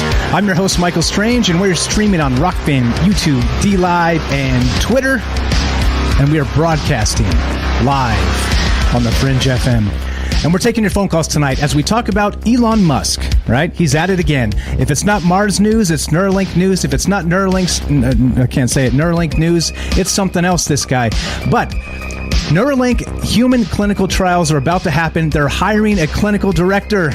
What do you think is up next? How wild is this going to get? You think our reality's been nuts for a few years or 10 years or since 2012? Well, what is on the horizon? If you want to be part of the show, I'd love to hear your thoughts. 702-957-1037. That's 702-957-1037. We'll put you on the show. Easy as that. Thank you for all the amazing calls tonight. As always, great thoughts from the chat and great thoughts from all the rest of the amazing callers. What's up, Flat Fellow? Flat Fellow made his way over. Look, the world is ending. Flat Fellow made his way over to Rockfin. What's up, buddy? I see you over there. All right, so here's what we're going to do. We're going to go to Daryl. If Daryl's there, Daryl, get ready. We're going to put you on the show if you're listening. And please mute the stream. And whenever you're ready, just pop on in and tell me you've arrived. But I moved you in on air, and there you go. So, all right. So this is what we're talking about. Again, they're hiring for this clinical trial director, and this is for Neuralink itself, right? And again, this is in Fremont, California. So if you're already overpaid and over like with a $2 million house, well, this is probably for you. If not, they're probably going to laugh at you. But there we go. Daryl, are you there? Hey, I didn't even know. Okay, yeah. Hi, Michael. I got confused because I have you on my cell phone. Anyway, it's okay. That's very okay. Interesting show. Such an interesting. Thank you. I agree. That's why I'm bringing troubled minds to you. You already had a troubled mind, but I'm just reinforcing the fact that, hey, the world is upside down. So what do you think regarding this this Neuralink stuff? Do you think there's something to this? Or are you going to be first in line to get a Neuralink, or you're going to hard pass like most of the folks out there? Are you there? Daryl, you muted up. Hello. Test 1 2. Oh, like you say, Michael. Sorry. That's okay. How could this possibly go wrong? Right? What could possibly go wrong? This is I love when you say that, because there's so many things I'm thinking of that could go wrong. Like, for example, what could the side effects be? What if you don't know what the side effects are? Suddenly you have in your brain everybody's thoughts that are connected to this cloud, let's say. And you can't get it out of your brain, then what happens? If you remove the link, is it removable? Can you get it? Where are they going to put the chip? How big is the chip? How are they going to insert it? Have they figured out how to insert it? And who's volunteering for these experiments? Who's not volunteering for these experiments? I saw something about graphene oxide. Like, why is it so amazing? The technology that's involved in this graphene oxide. Apparently, it's like the lightest thing that could, take communications to a new level. It could be so tiny and nano-sized, totally a nano technology, that they think they could just put it in your arm, like just inject it with some other, health-related thing, and you'll be able to, your body will assimilate it, with all good intentions in health. And it's not working that way. What if it doesn't work that way? What if it does a lot of damage to your organs? What if it does damage to your vital organs and soft tissue? Okay. Also, there's something about like the security of our like Bitcoin and crypto currency. Let's say people hack into your cryptocurrency. So they're going to maybe there's going to be something that is going to take away our freedom as far as our internet goes, because they want to see who's doing this theft of the Bitcoins, for example. And they're going to pass some other legislation to make it possible to read all of your internet activity. So here you have a Neuralink. So now, with that kind of security breach, are they going to be able to just totally look into your mind and see what you're thinking? And there are going to be thought police. And are they going to be arresting people for what they're thinking? Talking about the thought police. Daryl has invoked the thought police. And you're exactly right. We're going to get to that as well. Again, back to what I was talking about, sort of the court case situation, right? And we know memories of people are unreliable anyway, right? Because just as time happens, we forget a thing, or we forget details of a very important, critical thing that we may not want to, but we do, because it's the way the human mind works. It kind of sets its own priorities based on what we need to remember on a day-to-day basis, right? And without like writing it down or video recording the type of thing. So imagine like there's a critical detail that you missed that formulated your opinion about a particular thing. And then they put the chip in and put you on the stand and they say, Daryl, where were you on the night of October 31st, 1988? And you're like, I think I was here and this, that, the other thing. And they're like, aha, gotcha, right? Because, and not only that, gotcha, because they've got video of you where you weren't. Mm-hmm. And then they also have your brain in a state of haze, misunderstanding, because it doesn't exactly know. It has a ish idea of those things, right? And that's the scary part. That's the thought police stuff, where it's like, okay, or what about thinking a terrible thing? Does it make you a terrible person? We're all in bad moods and think cranky things, don't we? Right. They can, think about it, though. Let's say you can stop a crime before it happens. I don't know why I feel like I'm having a deja vu, but I had this conversation, I've heard this before, where they can arrest people before they commit the crime, before they commit murder. They're going to know it and then prevent crimes, prevent that bank robbery. That's pre-crime. That's pre-crime. Yeah, that is a Philip K. Dick story that was made into a movie called Minority Report. Yep. Deja vu all over again. Pre-crime. And what they did in that movie, by the way, was they had these precogs. They had these individuals, 3 of them, that were able to see the future. And they were constantly processing information. They kept them in these tanks with these like wires and tubes hooked up to them. And they were constantly parsing information and data as it came. And when something would happen in the future, pre-crime, some alert would happen and would spit out a piece of paper and tell them to go arrest such and such, because this thing was about to happen. But interestingly, that also goes back to that Oedipus complex we talked about a couple shows back, in that, so what happens when you predict the future? Is predicting the future what causes the chain of events in motion to make that future happen, right? Like there's a whole bunch of really weird stuff with this, huh? Isn't it? Oh my God, it's amazing. That's another topic. We could go off in 20 tangents on that one alone. But I'm just thinking that, they're going to be listening to your thoughts. I don't even know if we're going to be speaking to each other anymore. We're just going to be reading our minds and be stuck in this metaverse. All of us won't be working that are still around because, who knows? Everybody's being replaced by drones and AI and the self-driving cars. And who's going to be working anymore? You're going to have no medical staff. You're going to have no police. You're going to have no military. People that are going to be left are just maybe the illegal aliens that immigrated into the country, that are on some kind of government fund. They have to put them somewhere. So they're going to stick them in the metaverse, chip them. And they're just going to be controlled that way. And they're going to have a docile, society that doesn't, have to be managed. They're going to micromanage everybody with these chips. I'm just seeing the future that way, and it doesn't look that great to me. I don't like the whole idea. I'm not thrilled about it. I just don't see. I see it weaponized. I go directly to the weaponization these days. I don't know. Yeah. The crazy part too is this Elon Musk thing. The Neuralink it's not new technology. They actually in 2002 they actually had a monkey playing video games. Then like actually some sort of neural interface with like a monkey doing these things.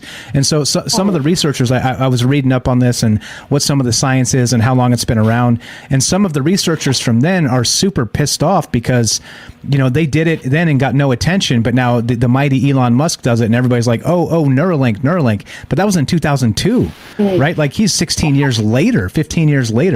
And so, again, like how much of, and this is part of, again, think about it. Think about the upside down. We always talk about living in the upside down. How much of technology is actually technology and how much of it is just good marketing? You know what I mean? It's like... Tell me about it. Tell me about it. And they're never going to tell you what the bad effects are. They're never going to show you the people that are lost their minds, that can't get the chip out, that are just hearing everybody's thoughts, that are going mad from it, or they're being, maybe they're, like you said, they're going to suggest something that could give you, you touch the hot stove. What if they can really, give you a heart attack? They can scare you to death. I mean, these things can happen, Yep. Once you have those transmitters in the brain, all of that becomes on the table, right? You can somebody can press a keystroke somewhere and stimulate sexy time. You know what I mean? Like all kinds of just wild stuff is just sort of at a keystroke on a keyboard at some point, and that's when this becomes terrifying, because not only are we talking about like us as people just trying to be the best people we can be in many cases out there, and some people don't give a care, and they're just going to be POSs their whole life and whatever, right? But I'm trying to do my best to be a good person on a daily basis. I'm sure you are, I'm sure a lot of other people are, and that's the point. But what happens when you have this thing in your brain and it's manipulating those ideas, those thoughts? What if it makes us all vote for this guy or that guy or this gal or that gal? You know what I mean? Those types of things. Those types of manipulations are extremely real. And if you can, with a keystroke, stimulate sexy time or any other thing, like I said, maybe a heart attack. Remember I talk about pointing the bone and sort of fortune-telling, doomsaying people, removing hope from them? Maybe that can be done with a keystroke. Right? Like you just like rip all hope out of somebody's life with somebody 3 clicks on a keyboard somewhere and wherever the hell they've hired them, it's absurd. And this is just like Robert said, some sort of download, some sort of update can change you overnight. If there's some sort of neural pathway back and forth with this Neuralink thing, it becomes terrifying. So let me ask you, Daryl, are you going to be first in line to get this? I think so. It sounds like I would be a great candidate. Sign me up. All right. I'll put in a good word for you. How about that? What if some clever little 10-year-old who's really clever on the internet decides to play tricks on the adults, Yeah. And, yeah. That's the thing too. Like the joke is you can hack anything in the world with like a 12-year-old youngster with a laptop in Bangladesh. You know what I mean? So that's why I don't have a smart front door, because I don't want my front door just open in the middle of the night because somebody's like playing gags. It's good old fashioned deadbolt. Good old fashioned deadbolt. We ain't doing that. Daryl, you're the best. Final thought. We got to get moving here and finish this up. I had a final thought. Wait. Shoot. Along the lines of, what happens when you have a Windows update? Are you just like in a coma? You're waiting for your computer to update, like just sitting there, like totally like zonked out. Like, oh god, another update, and you're just stuck there. You're just like in limbo. Just can't move. You're immobile. I mean, they're going to find people like stuck in Windows updates and going to the hospital. I don't know what to do. I don't know what do we do? They don't have the program for that. Oh no, we that's to program that. Like there's so many things that can happen that you just aren't aware of. You're gonna go down. When you're going down or something. And they think about the stalking potential. If you're being stalked by somebody, can they make you love them? Can you suddenly fall in love with their stalker? It's been annoying the shit out of you. Oh yeah, Daryl, you're the best. You're welcome to stay right there. This is Daryl in New York. She's got a YouTube channel as well. It's in the link in the description. She's a singer. She's got some songs. Check it out. Give Daryl some love. Thanks for the call. You're the best, Daryl. We'll talk to you later. Okay. Got it. Thank you very much. All right, we're going to keep. We're still talking about this, as you know. This just keeps going. These conversations just there's so much to say, because it's not as simple as, well, okay, Neuralink's here, you're going to get it, you're going to not. Right? That's just the beginning. Like, why? Like, what in the world is this all about? And do you think this is a good thing for humanity overall? Right? This becomes a really, really sort of wicked conversation when you start thinking in terms of maybe controlling people's thoughts. When you think of maybe connecting this chip to the 5G Internet of Things. What happens, when your smart toaster is hooked up to you, and your toaster realizes, Mike feels like he wants some toast this morning because it's tickling in that the synapses in the brain, and it automatically makes the toast for you, right? That's fine, right? That's convenience. That is hot. That's the future. That's the George Jetson's future, right? But how invasive is that? 702-957-1037. That's 702-957-1037. We'll put you on the show. Easy as this. Let's go to, I have no idea who this is. What's your first name? Where are you calling from? You're on Trouble Minds with Mike. Hey, Mike, this is Lewis from California. Lewis in California. What's up? Go right ahead. What are your thoughts on Neuralink and all the rest of this? I mean, it could be 50-50, but I'm pretty sure it's going to be more of it's connected with 5G. So if the other is the nanobots or the nanomachines that's already in our bodies, the smart dust, and it's all connecting us to a brain cloud interface. Okay, so which is already, I've heard some people say this is already happening. I have dug into actual medical literature to try and find evidence of nanobots, and I couldn't find anything. If you can find something, can you please link it to me in the chat or in Discord? If you haven't joined the Discord yet, I would appreciate that. Just because I hear people say it, and I get it, like it's out there in the zeitgeist, but I haven't been able to find any proof these things exist. There are some ideas, some sort of like articles that suggest it, but actual medical literature, this stuff gets peer reviewed. Like this, what's going to happen with Neuralink, for instance? It's brand new, right? They haven't used these on humans yet, as far as we know. Wink, wink. But what they're going to do is do this clinical trial, and that's what would happen with nanobots and some of this other stuff. So I'm going to be cautiously skeptical there, just so you know. But it's okay. We don't have to agree. We can still be friends. So you think it's all connected, though? You think the idea is to put this chip in our head, connect it to 5G, and then we're all zombies, right? Something like that? Yeah. Well, if we're mind controlled, yeah, the zombies. Which is unfortunate. So the government can actually, turn it on HARP, which is in Alaska, which can put frequencies into the, our brains. Yeah, who knows? Yeah, no, it's scary. It's scary the level of control you can have. Like I said, think about how you can make a smart home, like I was just describing, and suddenly somebody somewhere in the world can just pop open your front door. It's the same thing, right? Except it's your brain this time. It's not your front door in your house. It's your damn brain, and that's the part that makes this pretty terrifying to me. That we're going to allow this to happen. So you've been in the chat list in there. What do you think? Are you going to be first in line for these trials? Are you signing up right now? You trying to tweet at Elon Musk? Hey, I'll be the first one. Is that you, right? No. And so it makes me wonder how many folks are going to be into this. Like it may be, like the next thing, so people can brag about it. But I'm not sure that's a good thing. Yeah. I would say those who are brain damaged will be the first guinea pigs. Right. Let people with ALS. Right, exactly. Who are paralyzed. Yep. Yeah. That would be a good one. Yeah, well, and I think that's the thing. Like always, remember, like I'm not a doomsayer. This is not doom and gloom. This is troubled minds. The world is a crazy place, and we need to talk about it. So I'm with you. Like, again, we're on the precipice of that knife's edge where technology can go one way or the other. It could be a good thing, a very good thing for the future. It could be a bad thing. I appreciate the phone call, my friend. Where did you find us, by the way? Did you find us on Spotify or somewhere else, YouTube or? D-Live. D-Live, nice. D-Live. Chalk one up for D-Live. Yeah. Chalk one up for D-Live. Nice. I appreciate it. What else you got for us? We got another minute or two for you, if you got some other thoughts. Oh, yeah, my friend Rundown Life I invited him here. Okay, He's sweet. Another podcast here. Nice. Yeah, get him on here and tell him to call me, and we'll talk about stuff for sure.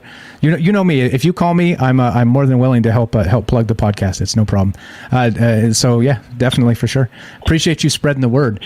What are your other thoughts here? What is your short-term and long-term prediction for Neuralink? Is this going to be mass adopted and spin off the rails like a metaverse, inception verse inside of a metaverse inside of another inception verse through the Neuralink chip? Or go ahead. What's your thought there? That I don't know yet. My company, the Qualcomm, is working on 5G, so I'm not sure what shenanigans are up to with Neuralink. But yeah, if if you have it on and your boss, your man you're working, like a security guard can actually read what you're thinking before you do it. And it's also part of the movie Minority Report too. Yep, we talked about that a little bit. Philip K. Dick, he wrote the original story, and the movie's Minority Report, pre-crime, the Thought Police. They're after you, brother. Lewis in California, thanks for finding us. Thanks for listening. Thanks for calling. You're welcome anytime, okay? All right. Appreciate it. Thank you so much for the phone call. We'll talk to you soon. Have a fantastic night. Easy as that. 702-957-1037. That's 702-957-1037. Tam Bam. And then over on Rockfin says, Elon can kiss my robotic ass. There you go. All right. So as we finish, so we got a couple minutes left here. And as you know, the way this works is we do a third hour Troubled Minds. So as we wind down on the fringe, what are your thoughts on this? These conversations are deep. They're complex. It's again, this is more, people are like, you dirty, point at me. My haters are like, you dirty conspiracy theorist. It's like, no, hold on. Like there's like all the things I talk about. There's basis somewhere for some of these things. Most of these things, like literally the majority of the things I talk about, and some of the things, right, are clearly like some person claiming, outlandish stuff, but it's still a source. And so you never know, right? Philip K. Dick, he, in his time, he thought that he was able to tap into these other realities and write these amazing stories. Same thing with, we talked about H.P. Lovecraft last night with Night Stalker out there. And so he thought that his dreams when he was young, that the old ones were trying to contact him to sort of break through into this reality in some way. And so him writing these stories was a way to sort of exercise those demons and get it out of him. But also it was a way for him to allow those thought forms into our reality itself. So again, like I'm open to all these ideas because you never really know, right, what this powerful transmitter that is our brain is actually up to, because half the time it's kind of doing its own thing while we're sleeping or whatever. You're in the zone, you're on autopilot. There's things going on in your brain that you have no idea are going on in the brain. So wild stuff here. So as you know, that's what's going on tonight. Again, thank you so much for all the amazing phone calls. Thank you so much for all the just people being interested in these conversations. This is the type of stuff that has always kind of just made me want to talk. Again, trust me, 20 years ago I was the shyest dude on the block. And once you start getting into things that you're interested in and really impact and affect the world, well, it can break the shy. And there you go. So if you haven't called in, well, one of these days it's your night, and it could be your night coming up very soon. Because, of course, this is a crowdsourced show. This is a show about us. It's not about me. It's about getting together and having a conversation. And as we finish, it goes a little something like this. If you're listening to us on the Fringe FM, stay tuned for Joe Roop Lighting the Void. If you're listening to us on any other platform, stay tuned for a third hour of Troubled Minds. We're going to keep talking about it on YouTube, DLive, Rockfin, and, of course, Twitter and the podcast feed. And, well, there we go. As we finish, of course, you guys are always welcome on the show. If you want to be a co-host, you have an idea for a show, you've got me. Love to have you. Just contact me at Discord, troubledminds.org. Click the Discord link or send me an email at troubledmindsradio@gmail. Simple as that. As we finish, this is how it goes. Be sure, be strong, be true. Thank you for listening. From our Troubled Minds to yours, have a great night.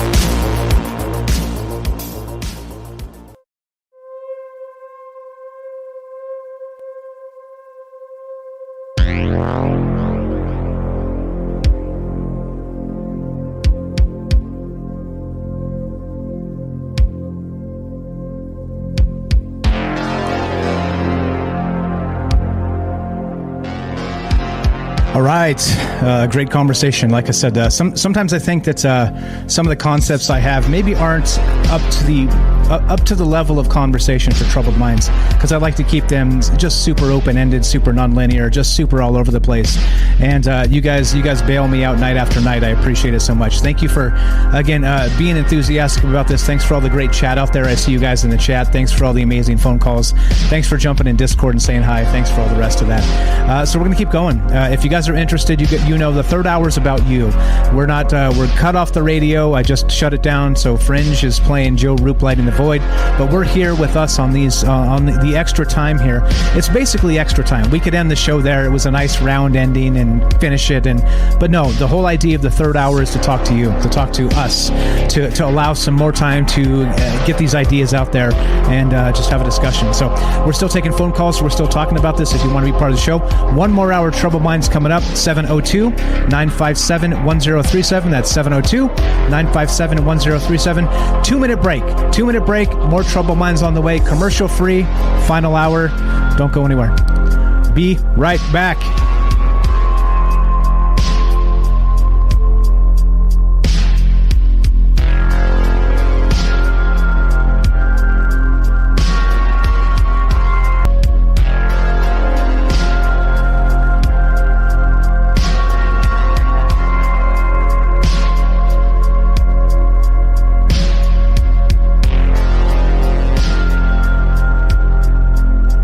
Welcome back to Troubled Minds. I'm your host, Michael Strange, and tonight we're talking about Elon Musk. We're talking about Neuralink. We're talking about clinical trials beginning very soon, and they're hiring for a clinical trial director. Are you interested in the job?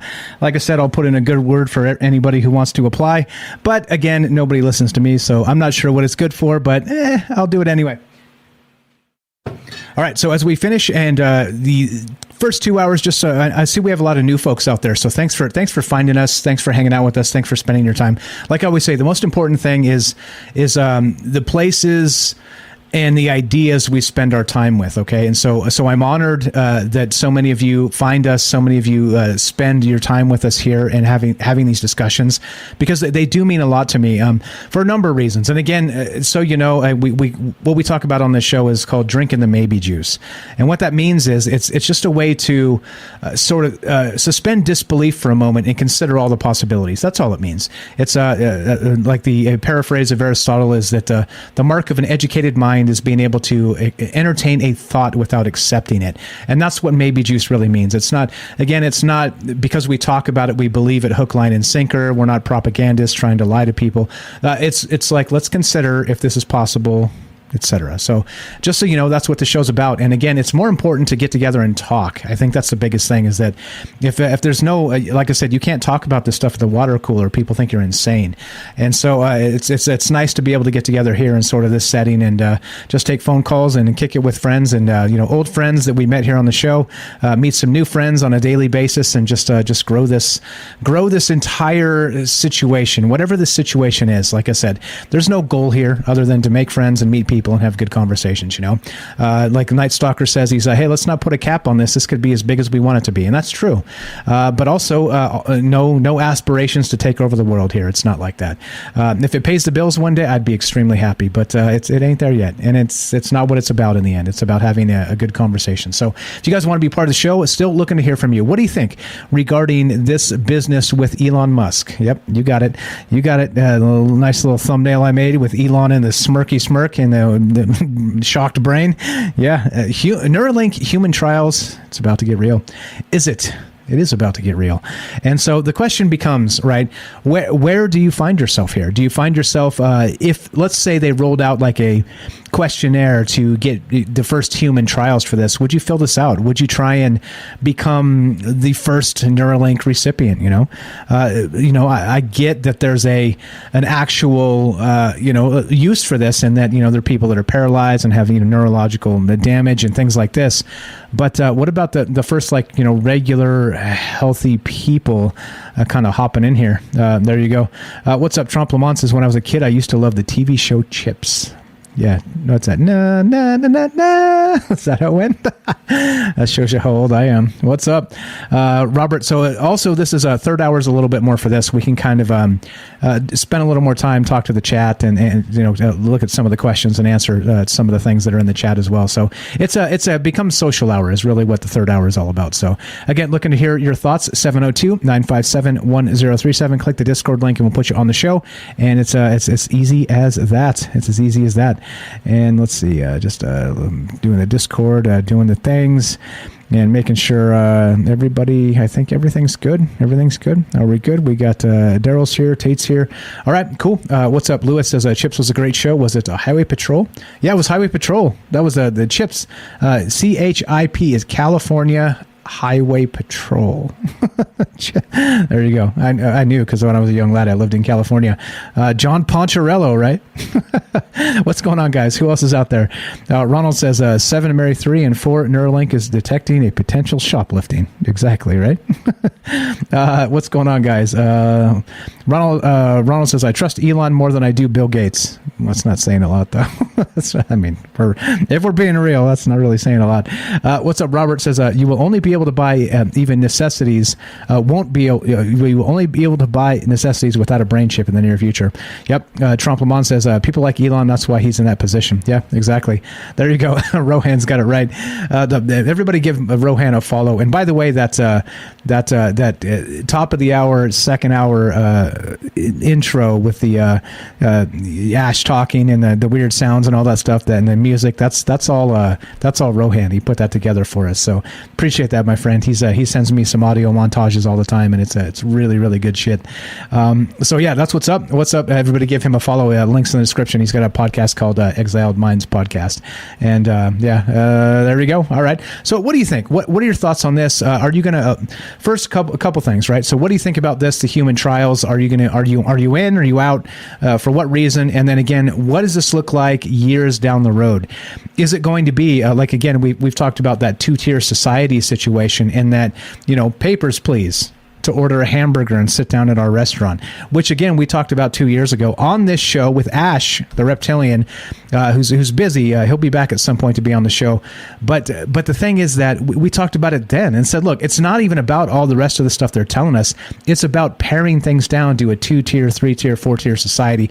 Not even like passing laws on the books, but by mandate, by dictate, right? Like there's some nefarious stuff going down. And again, right, they don't want us being ourselves. And there's a lot here that goes into this, and that's why we have these conversations. And again, right, so also I want to point out that Rockfin, by the way, we got some Rockfin action over there. Lots of people tonight on Rockfin. I see you guys. Thanks for hanging out. Thanks for lurking. Thanks for the chat over there. What's up, Charlie? I see you there. The thing is that if we do get taken down off of all these platforms, remember, we still have 2 that are censorship free that kind of are flying in the face of censorship and allowing us to say what we want. And one is on the radio, Fringe. Fringe backs us up. Joe Roop's the owner of that station. He has never one time told me what I can or cannot do or what I can or cannot say. And that's incredibly valuable. And it's the same thing with Rockfin, right? Like their terms of use are basically don't be a Nazi, right? Like that's it. Like don't be a racist a-hole and you're in, like don't bring that stuff here because we don't want that here. But otherwise, these thoughts and ideas on Rockfin are encouraged there. And so if we get chopped down off of the internet, well, that's where we'll be. So if you guys haven't followed us on Rockfin, haven't downloaded the Fringe app, do it, because you never know. You never know. Like Mr. Mission Control was saying some spicy things there. They've removed him from Discord and brought his channel down. Maybe he'll bring this one down. Maybe I'll bring this one down. I'm not blaming Mr. Mission Control. I'm just saying we talk about some things that are kind of spicy for the technocratic elites. They don't like these topics being brought up. So if we do end up in that situation, to go over, hang out at Rockfin, and that's what's up. Let's see. There you go. Crab Apple says, I had to sit outside at a restaurant with my friends tonight. I would have left, but friends were hungry. And see, that's what I mean. There's your 2-tier society, right? That's pretty bad. Let's see. I'm on, but I can't hear. You should be able to hear. Tam Bam. Okay. I've made you a mod. Jump into on air. Just go straight in. You don't have to jump in the caller queue. Just jump into on air and unmute yourself, and you're on the show. This one's hands free. I'm gonna hands free this one. This is all on you, Tam Bam. Jump on the on air. So this is what I mean. So once I trust you're not going to jump in and just like say a bunch of stupid racial slurs and dumb stuff, then I'll make you a mod on Discord and you can hop in and just be part of the conversation. You know, that's the thing, right? I want to make sure that we're not doing stupid stuff, and that's why we have it locked off. So Tam Bam, jump on in from the caller queue, move yourself to on air, and then just unmute yourself, and you're on the show. What's going on, guys? Hope everybody's well out there. We see Tim, we see Buzzikino. What's going on? Chris is here. What's going on, guys? Lewis, puff pass. What's up, guys? rolling it up over there. Jeff says absolutely not. I feel like we're truly in the throes of being AI-atized. That's a t-shirt right there, AI-atized. I coined that word because it seems to be the only applicable word to what's happening to the human race. Hive mind Borg, and I kind of agree with you. Pretty wild stuff. Social credit score, exactly right. What's up? Who else is over there? Rohan. Where I'm going, I don't need ceilings. Exactly right. Just hop on in, Tam Bam. This one's on you. Hands free. This is a hands-free headset tonight. Tam Bam, jump on in. Just go straight to the on air, and you're good. What's up? Chris says, weed. Yeah, weed. What's up? Sino over on Rockfin says, no one will enter the New World Order unless he or she will make a pledge to worship Lucifer. No one will enter the New Age unless he will take a Luciferian initiation. That's David Spangler, Director of the United Nations Planetary Initiative. Oh boy. Yeah, there you go. All right, so who else didn't I say hi to? What's up, Gypsy Soul? I see you there. What's going on? Mr. Mensa, Jeff is here. Yeah, appreciate it. All right, so let's get back to Neuralink. We got some crazy stuff. Hands free, Tam Bam. This one's you. Jump on in. Shadows of the Moon says, for the life of me, I think I'm too stupid to use Discord. Everyone loves it, but I'm scared. Nah, come on in. Literally, troubledminds.org. Click the Discord link. We'll help you. That's the thing. Like Jay in New York is a perfect example. When he first started, he's like, oh God, what am I doing? I don't know what I'm doing. And we helped him, and he learned, and we helped him, and he learned, and together we figured it out. So, no, she's not in the channel. She's not in the channel. So, all right, that's fine, I guess.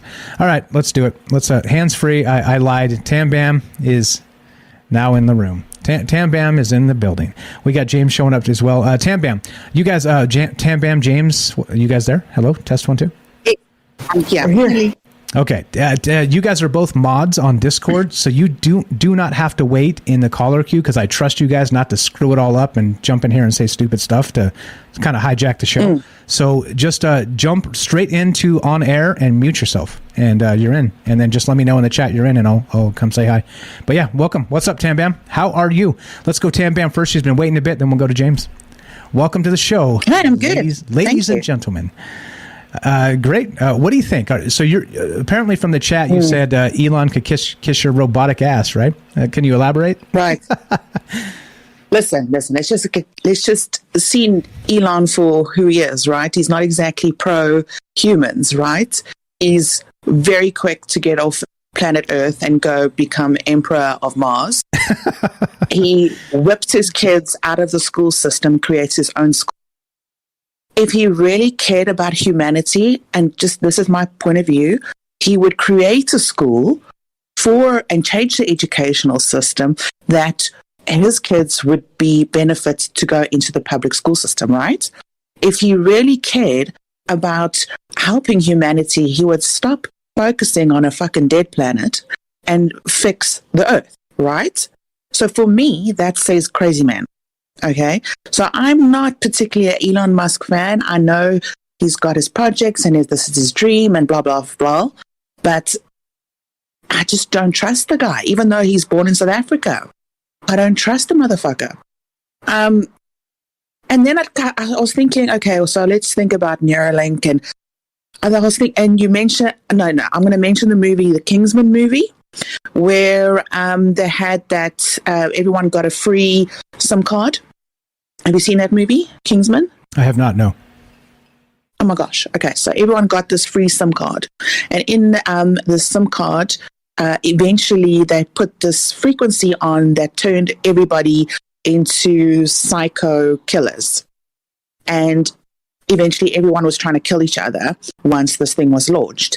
And the people who got saved are the people who bought into the elites who paid a ton of money to get saved, and they were brought into this bunker and they were protected from the culling of the earth. Sound familiar? So what Yes, is it does. preventing, like say 50 to 100 years from now, everybody has a Neuralink. What is preventing another frequency through 5G, 6G, 7G, whatever comes next, for a great culling eventually down the line again? What's going to prevent that? Nothing. And who's going to be the new supreme overlord of planet Earth with nefarious intentions? And that would be Elon. So that's one point. Okay. All right. And then go ahead. You're on a roll. Go right ahead. Tamban in South Africa. And then roll it. And then isn't there like some thing against this testing these kinds of things on humans? Isn't there like some kind of Geneva Code or something that prevents all this stuff? You know, you can't. You're not allowed to clone people or stuff like that, even though that's already happening. But doesn't it go against some kind of humanity code? I'm sure. I think so. No? So yes, I'm thinking. I think so. I think that yes, but that's why once again, right? Everything is like we're not supposed to be doing human experiments, but if we're talking like forced human experiments, right? That type of stuff. But if we're literally going to go through, the wink wink sanctioned things with like the FDA and volunteers and clinical trials, and then it's all fine, right? Because you're not making anybody do anything they don't want to do yet. So you were correct that we're not supposed to be doing this stuff. And the crazy part too is that I can't remember who brought up the point tonight, but that some of the Nazis were just hired. The brilliant, they quote brilliant Nazis who were doing the most horrific things, by the way, were hired, and some were put to tribunal, right? I mean, it's like we decided sort of as a world, we're like, okay, well, some of these people are useful. They're monsters, but they're useful monsters, right? It's that same idea that, what's next? Well, that also that's ridiculous because. You can go to anyone who is living under the breadline and say, I'm going to give you $1 million to put this thing in your head, and you can choose if you want it or not. If you choose it, then FDA approved kind of thing, because but it's an incentive kind of thing. You can't do that. You can't, it's bribery on the worst level. I think it's disgusting. And also, I think Neuralink, if this becomes like, I mean, look how easy it was to get everybody vaccinated with fear-mongering. What's next? And I really do think, exactly. So, and it's all a joke, right? Well, to me. And I really do think that Neuralink, if it becomes a norm, let's say in the future, it will really take away our collective consciousness as humans. And my thought process with Elon would be that, okay, well, I can't download my consciousness into a robot. So how about and still have an experience as a human, because robots can't feel, they can't express emotion. I mean, they can download the program, but they can't really have that human feeling. So let's make a human a robot. Let's put the Neuralink in the human. Because you can't do it reverse way. Right. Well, yet. Exactly. So we can't take a robot and make it sentient or conscious as far as we're aware yet, but we can do it the other way. We can take a human who is sentient and conscious and turn them into a robot. So you're absolutely right. Absolutely. Exactly. And then so again, like Robert was saying, through some maybe code manipulated nefarious software, beep beep boop boop. Exactly. And vote blue, vote blue, right? vote red, whatever it is. Like, yep. I mean, yeah. You just push a button and you're like, yep. Wife, let's go. Like, I'm ready, let's go. And she's like, I'm not in the mood. And he just gets the remote control and says, mute. Let's get it on. Go to the bedroom. I mean, that's. Well, give me that keyboard. What's up? How do I install this again, Tam? No, but you're right. I think, and that's part of the thing. Like I was making that joke, like a few keystrokes, and it's you can elicit sexy time, or anything, or pain, or literally despair, or euphoria, or any of the rest of that, right? Like it would give you access to like the dopamine hits, like your brain could take, and they've done studies on this with like rats, giving them like the ability to kind of do their own like dopamine hits through this type of neural processing, and they did it so much they killed themselves. They murdered themselves because it was basically like the orgasm button, right? They could just smash it and get like this euphoric feeling over and over and over again, and they ended up killing themselves because clearly the body's not meant to take that sort of like chemical pounding, if you know what I mean. Wink, wink. No, see what I did going there? to the gym for an hour. Yeah. Gymming all day. Yeah, exactly. Exactly. Exactly. And then, the one I wanted to go back to the pre-crime thing you mentioned with that movie. People chop and change their minds and opinions all the time. So, like I said as a joke in chat earlier, I said, imagine reading a woman's mind while she's having PMS. I mean, firstly, a man would go batshit crazy. And then you like read someone's, and then she has this opinion of, you fucking annoy me, I'm going to smash your head against the wall. That's an air quote pre-crime, right? That's pre-crime. That's a pre-crime. This is, wait, so you're talking about the digital witch trials. Let's make this happen. Let's do it. Let's do it. But then her hormones calm down a week later, right? And then she loves you again. But now she's in fucking jail because she had a pre-crime because of a hormone wave. Sorry. Sorry, that's Tam. Not fair. I'll visit you. No, I'm just kidding.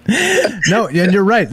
Like I said, it's problematic, okay? Because again, even nice people, right? Genuinely nice people have shitty thoughts, right? That's just the way it is. Yeah, you can have a shit day. Yes. You're having a crappy day. You don't want to be bothered. Like, I get some shit YouTube comments, and if I'm in a bad mood, like I want to say, oh, you're welcome for the free fucking content. Fuck off. There's 10 million other things you could be doing with your time. Why are you bothering me with your bullshit comments? And that's what I want to. I want to type that back. And I'm like, it's probably not the best, Mike. Don't do that, right? But like, you know what I mean? But that's how I feel sometimes. It's like, really? Okay, I spend untold count, like thousands of hours creating a free thing that you can enjoy, and you bitch about it. You know what I mean? Like, okay, you know what I mean? Like, again, it's not my nature, but like I spend so much time and energy on this, and you guys too, right? Like you guys are part of this. And so it's like, well, go do something else. Don't bother me with your shitty thoughts. Because if you want me to go aggro Mike, I can do it. I was the original troll. Like I was a troll before the internet started. So if you want to go troll, I'll go troll. I'll troll back. But it's a waste of my time, right? But I'm lying if I'm telling you I don't think those thoughts when you get some shitty comment about some shitty thing. It's like, oh, you're welcome, right? Star Wars was 15 fucking hours of movies or something, right? I've done thousands of hours, and most people haven't paid a dime for it. And I'm not complaining. I'm saying, go ahead. You bitched about Star Wars. Don't bitch about something that's free. That's what I'm saying. Off my soapbox, right? Okay, I'm glad I could be that person you could let that anger off to. Right? You don't have to pay $8 to watch Troubled Minds. You just fire up the thing and press play, right? You know what I mean? But this is the thing as well. But that's the point. I mean, if you are so pissed off something, I mean, your aggression, the way you said it now, is still so. It's junior, right? What about the people who are seriously aggro? Yeah. The ones who say like, if I had one bullet, and that's a pre-crime. Yes. Or like, fuck off and die. Yes. That's a pre-crime, right? You can't control that. Yeah. So that will not work. That's out the window. Out the window. Out the window. Yep. And exactly. So and what about people who have ADHD or ADD? And imagine reading their minds. Like my husband's ADD, right? He'll start a conversation, and I always picture him like, if he was a dog, he would say squirrel every 5 seconds. Like squirrel. You know that movie with the dogs, and they what's that movie, Up, with the balloons, the old man and the balloons, and they have that dogs who've got all those collars who can talk? Have you not seen that movie, Up?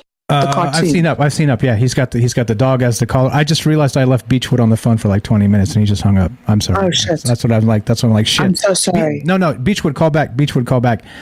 Sorry about that. I'll call you back if you don't call me. You SOB. Don't make me do it, Beechwood. I'm sorry about that. I just noticed you. I looked and I was like, oh shit, he's been waiting for a long time, and then he hung up. I was like, okay. Okay. So anyway, we're good. All right. So let's. You're welcome to stay, Tam, if you have the time. Let's get your final thought here. We'll go to James. I'll call Beechwood back. Sorry about that, Beechwood. He hasn't called in a long time. I don't know what happened to him, but sorry about that. So I was distracted in that moment. Go right ahead. What's your final thought on this? You getting the Neuralink? No, Neuralink. If it's good for humanity, then yes. If it's going to help people with all their ailments and whatever, yes. But in general, fuck no. Yeah, right. Exactly. Like, if I have like a need, and I think this is the thing too. There's only going to be like, it's kind of going to be bottlenecks to begin with. So I think if this becomes literally like a thing that can help people with neurological damage or paralyzation and things like that, they need to get that help and that equipment and that time and those, they need to get that first anyway. Like even if it was like I thought it was the most amazing thing. I'm going to step back and say, no, let it go to the people that need it first, because I don't need to text faster. You know what I mean? I don't need that, So, but some people can't walk and they need that. So yeah, for sure. 100%. Yeah. Tam Bam, thank you very much. Hang tight. You're going to hang out with us? You're going to bounce? It's totally up to you. I'm going to hang. All right. You stay right there. You know what to do. Mute up pretty please. You're welcome to chime in. Let's go to James. We're still talking about Neuralink. We're talking about all the rest of the stuff. Elon Musk. Neuralink human trials about to begin. What do you think, James? Are you in? No. No. Nah. No. Okay. All right. Okay.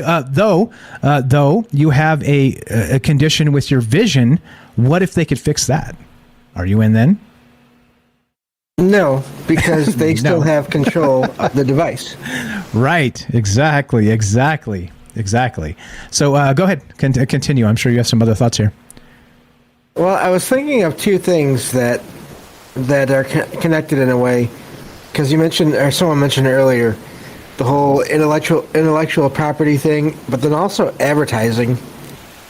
And then if you combine those things with the ability to make people feel what you want during the advertisements or during the whatever you create, talking about intellectual property, which could just be an ad, even if it is, meant to like marketed as a movie or whatever, then that's I feel like that's the ultimate way to advertise. Yeah, well, and again, that's still like the first level of things. They want to read our minds now through just our data points, like through, again, back to the joke about poop and don't bring your phone because they're tracking how long you do. But again, it's not just that. And the point of that, again, I said that during the commercial break earlier. So just to add it so that the conversation when this gets edited up, is that my point about that is that nothing is sacred to these people, and they don't give a shit about what kind of like invasiveness they're doing with their digital domain. And that's my point, right? So when I bring it, it's kind of like a tongue-in-cheek laugh about pooping, right? Make the poop jokes, but still, like, they're going to add that to their data point list. And that's the thing that drives me nuts, because there is no barrier, right? Again, back to that, the McCarthy hearing, at long last, have you no sense of decency, right? Being called calling everybody a communist, right? Like, it's the same thing. It's like, look, at some point, these things have to stop. Like we cannot be invasive to the point of reading people's minds and timing how long it takes them to poo. You know what I mean? Like, fuck, like, stop. Like, just stop. Knowing everywhere you go, how long you spend there, your habits, your this, your that, the other thing. This is what's happening in the world we live in, bro. Hey, James, you're going to hang out for a little bit? I'm cutting you off, but Beechwood's back. So we're going to do this. No problem. Don't go anywhere. Stay right there. I'm going to get Beechwood on because he hasn't called in forever, and we're going to have the James and the Beechwood show. All right? How about that? All right. Okay. Don't go anywhere. Don't go. Stay right there, James. Let's get Beechwood on the phone. Ladies and gentlemen, James Salcedo here of Salcedo Paranormal has a podcast. Links in the description. Check it out. He talks about paranormal stuff 5 times a week, and he's not going anywhere. I just want to add that before this gets real. About to get super real because Beechwood hasn't called in months. So let's everybody welcome with a warm Troubled Minds welcome our old friend Beechwood in Massachusetts. What's up, brother? You're on Troubled Minds with Mike and James, and Tam Bam's here as well. Go right ahead, sir. How are you tonight? What's up, everybody? I'm doing awesome. It's good to be on the show. I've been listening to the shows. I've been trying to spend as much time away from technology as I can and just letting the ideas come to me. But last night's show was really awesome, and I kind of relate it to this show. I know a lot of people. The big issue with this is the ethics of it. Can they do it? But then, I'd let them put one in me because I think my brain is powerful enough to overpower the thing, and I can fly it.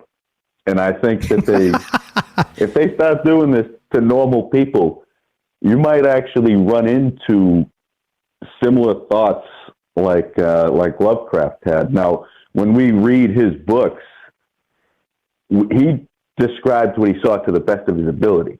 That's the thing, that we're limited by, our language right now, the way that we describe things, especially if you're not familiar with them. So, if I describe, a familiar object to you, I assume you're going to visualize it in your head. The way he described things, the way that you visualize it, his writing might not do justice for what he actually saw. Yeah. So they might, run, it might run into a technology, spiritual world, might pull them further apart or pull them closer together. It's hard to say. Exactly. Beechwood. So we're going to turn this into the James and Beechwood show because I cut him short to get you on. So, James, you want to respond to that? Well, I think that's true. I don't think anyone's writing or art is ever quite as good as they want it to be.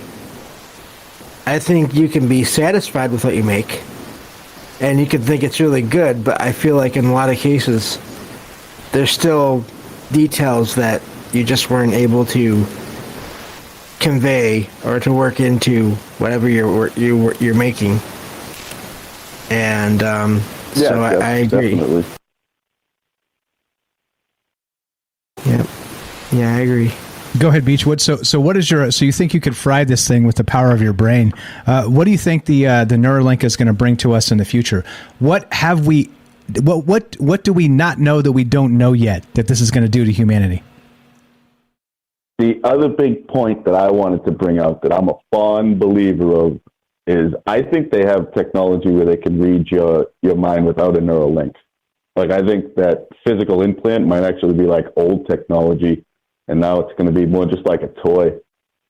And I see there being a clash between, the health insurance field and, the companies that make it, as whether it's a real medical procedure or is it a rich people toy.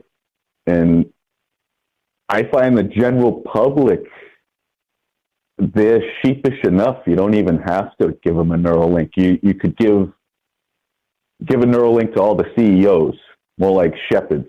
So you'd be organizing all your shepherds to organize the masses, and probably some sort of hierarchy established. But I have a friend that works at a very big company, starts with a Ray, ends with an Eon, and he swears that they have mind-reading technology. Yeah, I've heard this before. Yeah, I don't know. Yeah, I've heard this before. And I think, now, oddly enough, we've talked about the power of the human mind on this show. And is it that situation where, some people are, maybe receptive to that? They are, they call them mediums, or they call them sensitives, or, there are different ways to describe this. I see dead people, like the trope from the show.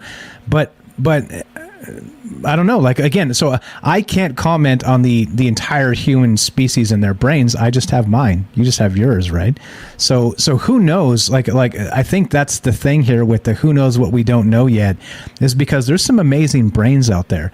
And I mean, again, we're all different, and different is good. Like I say this and I mean this, that diversity is a strength if we let it be. Like, fuck, not if we're just constantly trying to divide each other to by socioeconomics and by all the rest of this stuff they try and do, right? By religion and by color of the skin and everything, right? Like they're literally living in the upside down is they tell us diversity is good for you if it's the kind of diversity we like.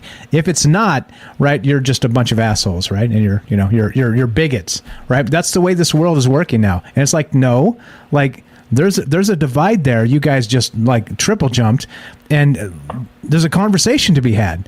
And here we are. I don't know, man. Like reading minds with this stuff, and actually taking this. I don't know. What about reading minds? What if you were tapped into every mind on the planet through this thing? Like what kind of shit would we learn just tapping this into every brain on the planet? That would probably be like the next step to the next step to the next step, right? Yeah, that would definitely be amazing. You know, you might find out a bunch of stuff you don't want to know. Yeah, that's for sure. We really don't know what's hidden in our DNA. You might find out when the whole human demise is going to be, which, I talk about doomsday a lot, but I don't want doomsday to happen. I want to know when it's going to happen so I can either like watch it and try to enjoy it as much as I can if it's like an asteroid. But if it's something we cause, obviously, don't have any part of it or try to prevent it. But you can't forget to just enjoy life too. You ever notice how much of human life is driven by emotion? Even some of the wars are driven by emotion, hatred towards like something that we made up, something that doesn't exist, a stupid reason, a race, a religion, etc. And then when you look at society as a whole, no one person can accomplish what they did without the help from another person. Like even like a guy like Tesla. He didn't go, mine the copper that they made the wires out of. I'm sure he had tons of copper wire at hand. But had he had to go out and, dig in the ground and make his own wire, he wouldn't have had enough time. Never would have got anything done. That he did. And I call that too, and I give credit to that by saying that like nothing we're doing here is new because we're standing on the shoulders of giants, and a lot of that stuff came before us. And it was, in some cases it was horrific the way things have been, strip mined and the rainforest and all this stuff, right? Like just destroying the earth. But at some point, right, you got to also acknowledge, like you said, at some point maybe you won't like the things you hear or get from that zeitgeist as it's feeding into you. But maybe some of that stuff was necessary. Maybe to correct the ills of the world, we had to do those things to get to this point. And I'm not advocating we destroy the earth, don't get me wrong. I'm just saying, well, if we didn't do those things, would we be here now, us able to have this conversation? Like maybe this is one of that, to become a type 1 civilization in terms of the Kardashev scale, we have to actually put ourselves on the precipice of doom, right, from our own hand to realize that it doesn't have to be this way. You know what I mean? That's kind of what I mean. And pointing that at what you said regarding, maybe we don't want to hear those things. And let's before we get you, let's go back to the Beechwood and James show. Takes on that, James. You want to let's strip mine the world, brother. Just I mean, they already have games about that. So yeah, do they? What games? Well, I mean, if you think of Minecraft. Oh yeah. You're literally taking out whatever is around you to make whatever you want. Yeah, that's right. With one little pickaxe and a bad attitude, you can wreck that whole world and build yourself the castle the size of the world. That's true. Oh, you can even in the very beginning, and it's one of those things you might not think about if you're just playing. You can take down trees without any tools. Hey, man. You can literally break through, boom. Yeah. With the fist. Yeah. Yeah. Right. Yeah. It's actually, I never thought of that. Like, Minecraft is a good sort of parallel for the anyway, go ahead. Sorry. Well, it's funny because it's one of those things, again, where it can be a game where, there's no violence, there's nothing, if with the right settings applied. there are different, and I won't go into the details because it's not as important. But the point is, there are different modes. There's creative mode, where you can instantly get whatever you want without working for it, which is also kind of, that's also tricky. But then you're not destroying the world that you're in. Or there's survival mode, where you do have to, mine everything and harvest everything, and there are, all different kinds of things out there that will try to kill you, and you may have to kill them back. Get them. And, Even the Dalai Lama is quoted as saying, if somebody was shooting at you with their gun, it makes sense to grab your gun and shoot back. Just saying. That's the Dalai Lama, I'm just saying. But again, no violence here. I'm not trying to not stoke the violent in people. Good stuff. But good stuff. Now, go ahead. I'm wondering about if we were all connected like that, though, or if a lot of people were. I mean, if enough people got together and they realized, hey, I don't like any of this that's going on, I mean, how do we know that they couldn't organize? And again, not that I'm advocating violence, because I really don't, like you, I don't think that's right, but get together and exchange information and make some changes that these big companies would not expect. Yeah, and I think it's a good question, too, in that if we all stood up sort of like Hong Kong did and said no extradition bill, well, they just unleashed COVID and sent them back to their homes. But I digress. But if we all stood up and said no to this, for instance, no Neuralink, do you think they'd stop? That's a good thought, a good question. Even if they didn't, I mean, if we learned how the technology works, and everyone focused on the companies and the servers that are controlling things. I mean, if you had hundreds or thousands of people basically trying to hack or shut down the thing that's, messing with people through their own device, would they have would their own technology be strong enough to stop that? Yeah, that's a good question. Good question. Comment on that, Beechwood? That's a good question. I don't have an answer for that particular question, but I know that they're good at selling stuff, and to the general public is like when there'll be a no to Neuralink movement, but there's just a vast portion of people that advertisement works on them. So when you just show them all the cool, good stuff that you can do with Neuralink, they're going to want it. And that's just what I think. How to stop it? I don't think there's any stopping it right now.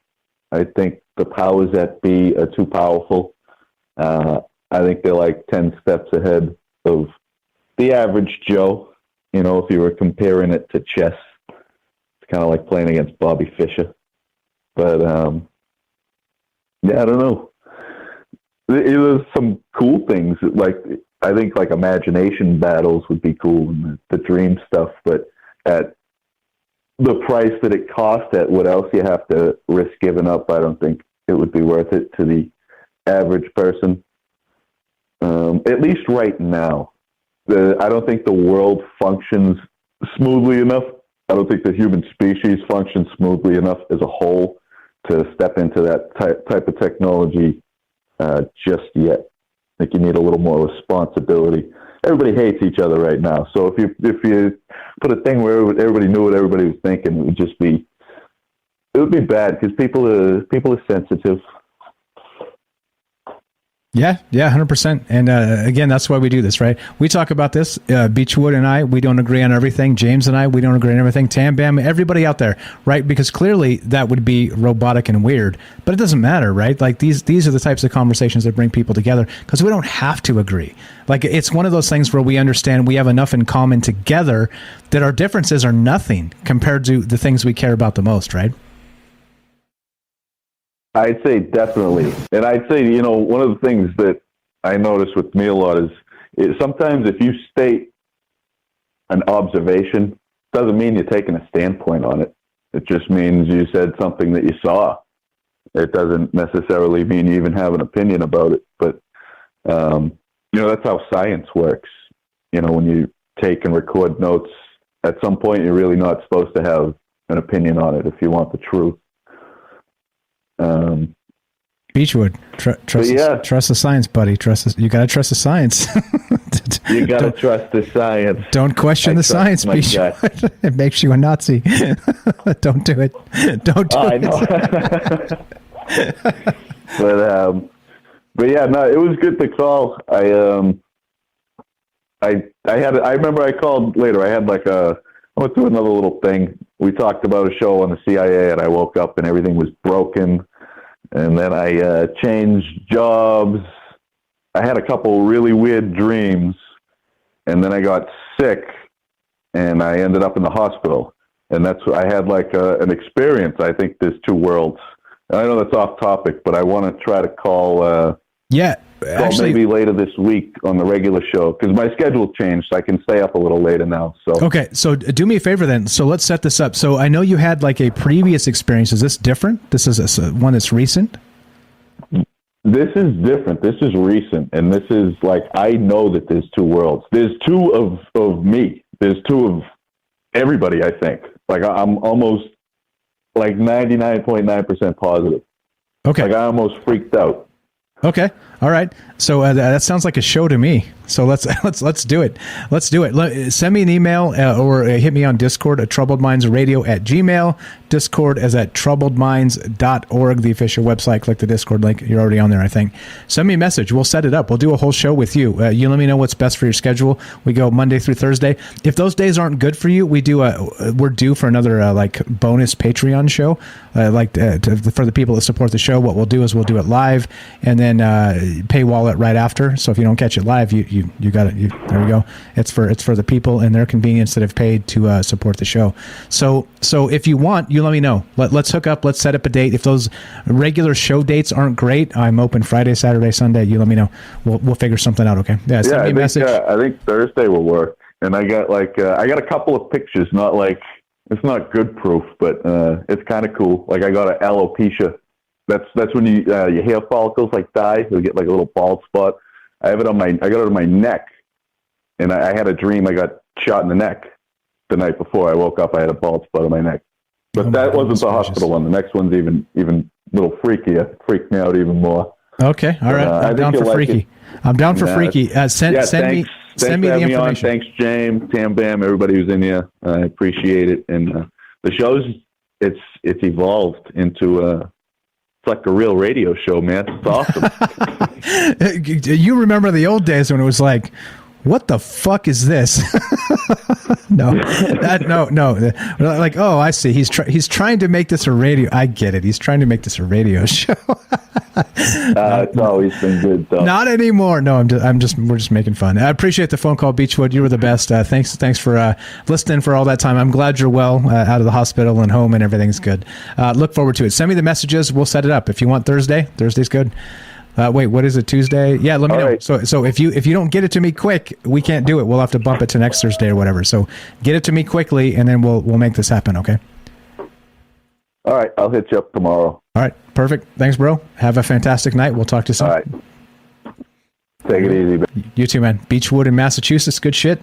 Comment James. Let's cap it off with the James and Beechwood show, and then we got Tam Bam. Looks like Tam Bam has got some chime in too. But go ahead, James. I was just thinking the idea of shorting out or messing with the technology. I really like the idea of maybe even intentionally getting it and then just seeing what you can do with it to go against, to just see what you can do. I kind of like that. Not that I'm really interested in trying it myself still. You like the fact that Beechwood wants to challenge it and short it out with his brain. I did too. No, I don't really want anyone to know to try it. I'm just interested in that idea. I'm doing that thing where I consider something without, going for it completely. Right, exactly. Amen. I do like his ability to just say, yeah. Bring it. Bring it. Yep. Bring it. Bring it. Tam Bam, you had something to say? What's up? You still there? Let me check. Yeah, I'm still here. I've just got to. No, someone wants to know about if your Patreon link. Oh, yes. Thank you. That's very nice. I'll find it. Appreciate that. Gypsy Soul. Okay, I didn't see. I'll get that Patreon. And I link have a Tamtro. And a Tamtro. Oh, you got a Tamtro for us. All right. All right. So we're still here with Daryl and Tate and James. Any of you guys have some ideas here before we DTFO? We got about 10 minutes or so we got a little bit of time here. Is anybody interested in maybe capping us off? What are your thoughts here? How deep does this go? How far out does this Elon Musk Neuralink happen? And what do we know that we don't know? Because you know what I want to know? Yeah, is like if there is an electric storm going to happen and everyone or a lot of people have a Neuralink, I wonder what will happen. That's horrible to think. Imagine sitting on a hill and there's an electric storm and everyone just like gets shocked. No, you were correct. Like what the fuck? No, you were correct. It's not funny, but it's funny. Right, exactly. Jeff says, why are there no super chats on, because we were demonetized in the first month of Troubled Minds. that's why. Embarrassingly, I don't even know what happened, but yeah, they there you go. Patreon link is in the chat. Thanks for asking. Thanks for pointing that out, Tam. I appreciate that. And thanks for carrying enough. Like I said, trust me. This is not, again, it's not that. The last thing in my whole ever like extreme crazy brain was like, oh, I'm gonna make a radio show so good that I'm gonna twist people's arms and make them pay me to listen. No. Like if you do, again, it's not required. Don't ever feel pressure for that. Your enthusiasm and your time and sharing the thing, listening to the podcast feed is completely enough for me. All right, just letting you guys know. I appreciate that you're asking. Thank you very much. Links in the chat. Thanks, Tam Bam, for pointing that out. And well, I don't know. Where do we go from here? Where do we go from here? What's tomorrow? We got maybe a Beachwood appearance on Thursday. It's good. It's good to hear from him. When you got old friends, you talk to quite often, and they just kind of vanish off the map. Like where's Jennifer? I hope Jennifer's okay. Right? She's been awfully quiet. Jennifer, if you're listening, I was wondering. If you're listening, even Jennifer, her YouTube channel. Yeah, if you're listening, Jennifer, we're thinking about you. Hope you're doing okay. So just FYI, like you don't hear from old friends for a minute. It makes you worry. And I know life happens and things change and whatever, but just thinking about people that are usually here but are not here. So yeah, good stuff. Shout out to Jennifer if you're out there listening to us. We are thinking about you and hope everything is well. James, Tate, anybody else? What you got, James? Well, I mean, I just like to always keep in mind that even with all this stuff going on, I think we can figure out a way through it somehow. Yeah, glass half full. Hey, we're going to do it. Trompe le monde. Glass half full. Glass half full. Let's do it, guys. Glass half full, right? Like it's okay. Yeah. Like we got ourselves here. We can get ourselves out, can't we, James? Yep. We've survived this long. Yeah. Yep. All the shit that they throw at us. All the dumb stuff that people have done to ourselves, even we made it this far. So I have faith that we can get to a better place, and that's what's up. Thanks for Mr. Mensa for all the bot alerts. Every time you say that, I pop in and ban that asshole. All right, so let's get the hell out of here. We got a Tamtro. Anything from Daryl? Daryl's been kind of quiet. Where you at, Daryl? You okay there? What's up, good buddy Daryl? How you feeling? How's everything? Test. No. All good. Nah. All right. Tate, what's up? Anything else before we finish this up? No, I'm good. Good is good. Good is good by me. See, this is the thing, right? This is what I say, James, when I say time and pressure. You just out-talk everybody. You bury them to the point of exhaustion, and they're like, enough, Michael Strange, enough. I can't take anymore. and then time and pressure. Yeah. There you go. Everybody, Tam Bam has an Instagram link in the description. Give her a follow. Tam Bam's been a friend of the show for a very long time. She's in South Africa and has a interesting take on the world because she's different. but she's also the same. And that's why we get together and talk about all these amazing things with people from all over the world. And James in Michigan, and we got all the people in the chat. I see you guys out there trying to do my best to keep up with all this. But let's wrap this up. Let's wrap it. If Daryl doesn't chime in, maybe Daryl dozed off or is maybe meditating. What's up? Shadows of the Moon, give her a follow on YouTube as well, please. She's been a friend of the show for a long time. Does a great show. Appreciate that. Thanks for hanging out, being in the chat with us. And let's GTFO. Well, we got a few minutes actually. We got a few minutes. So let's round it out at like a final 3 hours. Wait, no audio? You got to refresh. We're okay. Everything's running perfectly on my end. Okay, yeah. So I don't know what do you think? So these human trials, let's say they last a year. When this starts to roll out, it's probably going to roll out to people who need them with these types of diseases, like paralyzation, cognitive disorders, things like this.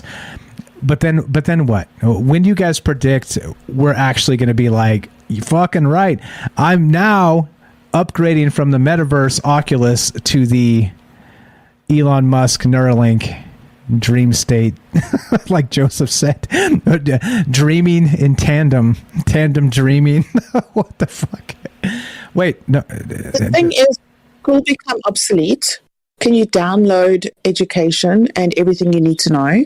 Will you have to subscribe to a monthly payment of, like, say, for instance, a subject in history, and then you just get that download? I mean, where does it end? Yeah, no, and exactly. That's the thing, right? That's exactly the thing. Where does it end? I don't know. And at some point, it becomes invasive. I think that's the thing, right? Like Elon Musk, I'm fine with Elon, but I think that the invasiveness of all this is Can you download education and everything you need to know? We got you, Daryl. Are you there, Daryl? Copy 1 2 test. Daryl. Hello. All right, that's okay. All right, so we'll catch up with Daryl a little bit if she's going to jump on and say hi. That's cool. That's exactly the thing. Where it does. All right. We're tech issues. We're working them out. Hey, it's a live show. Right now, I'm waving my hand out there. It's a live show. in this exact moment, it's a live show. All right. What's up, Daryl? How are you? Waiting for my Neuralink to update. Oh, is that okay? Well, that explains it. So do you feel better? Do you feel like $100? Oh, green and wrinkled. That's it. Perfect. Right on. So what's your actual final prediction here? When does this roll out to humanity, and when does it become a requirement? You got like a 2-year, 5-year, 10-year type of prediction? Oh, I don't know. I think we're going to have, like, next to your vaccine passport, you're going to have your Neuralink card. You're going to have your barcode. You're going to have your chip. They're just going to scan you, like Bill Mayer said, like bananas. You just get scanned like at the supermarket. And in immortal words of Gwen Stefani, that shit is bananas. Go ahead. Go ahead. I'm going bananas. I had to do it. It was too easy. But all right, so they'll scan you like a batch of bananas, and then what? And then what do they do? What happens after that? I don't know. You might go out of order, I don't know either. Yeah, you got me. So 2-year, 5-year, 10-year. When's it required? Oh, I think it might be a lot sooner than we think, but I think a lot of people probably are chipped right now. Like they say, they're experimenting on us as we speak anyway. So I don't know how well that experiment's going. I don't think it lived up to anybody's expectations. But there's some other implications that when giving somebody carte blanche to run an experiment without any ramifications, sky's the limit, right? Yeah. Sky's always the limit. Glass half full. Absolutely. And what about? Go ahead. What about, like, the Matrix movie where they downloaded Kung Fu? Like in 2 seconds, he's like, I know Kung Fu. Imagine that. I like that idea. That's the good part of it. Like, to read a book in like seconds, you just like go through all the literature of the centuries, It would be awesome to have all that knowledge. It would until they like curate it perfectly to give them their own narrative and then make that the required reading, right? I think that's the problem here. Again, that's the problem with censorship. That's the problem with with free speech. That's the problem with ideas. Like again, right? Like I get it. You know, you're you and I'm me. And you think you're right, and I think I'm right. But you see, right? I don't turn this into a combative experience because I could be like the typical douchebag that has a microphone on the internet and just be like, "No, I don't believe that at all. Change your mind." And if you argue with me, I hang up on you, right? Like I could do that. And by the way, it gets better ratings, right? It gets pressed in the algorithms, right? Like that's what they want. But I could do that. I could be that asshole. But look, people are more important to me than the idea. The idea can change. As long as the idea is flexible, fungible, and we can share these things, why argue? Like, let's just talk about them, you know? Let's I think that's I just had a horrible thought. Right, exactly. Go ahead, James, sorry. I just going to say, I think that's an important point, though. I wonder if we can really, even if we do get those kind of downloads, I wonder if we can really process them without experience to go with them. That's a good question. So like the Kung Fu master has like, you know, just for like a goofy Hollywood example, has smacked the board 1,000 times with his or her fist, right?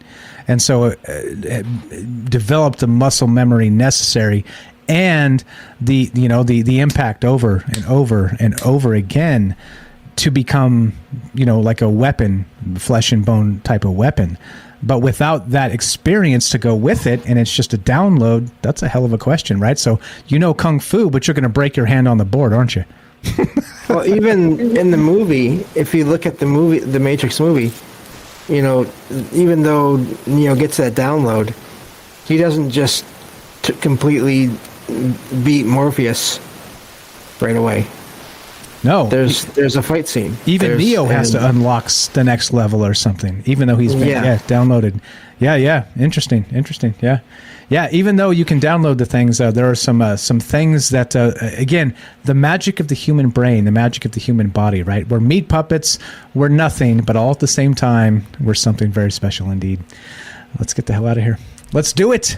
2 more days of Troubled Minds this week. We got maybe a Beechwood sighting on Thursday. Maybe he says he's positive there are 2 versions of him at least out there, and maybe we can talk about that. So what's up? Let's GTFO.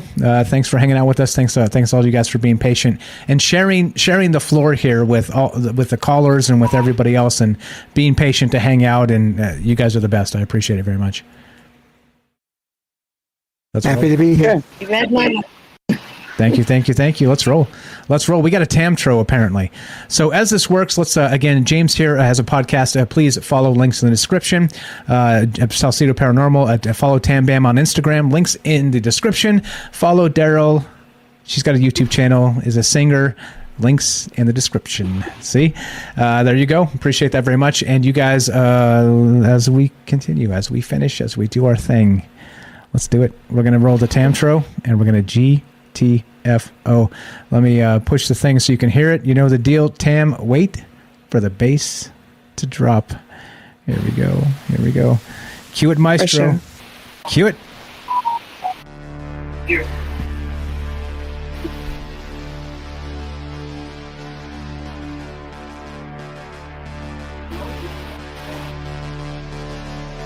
Remember, be true, be strong, be brave, and be true. Wait for the bass to drop. I'm sorry.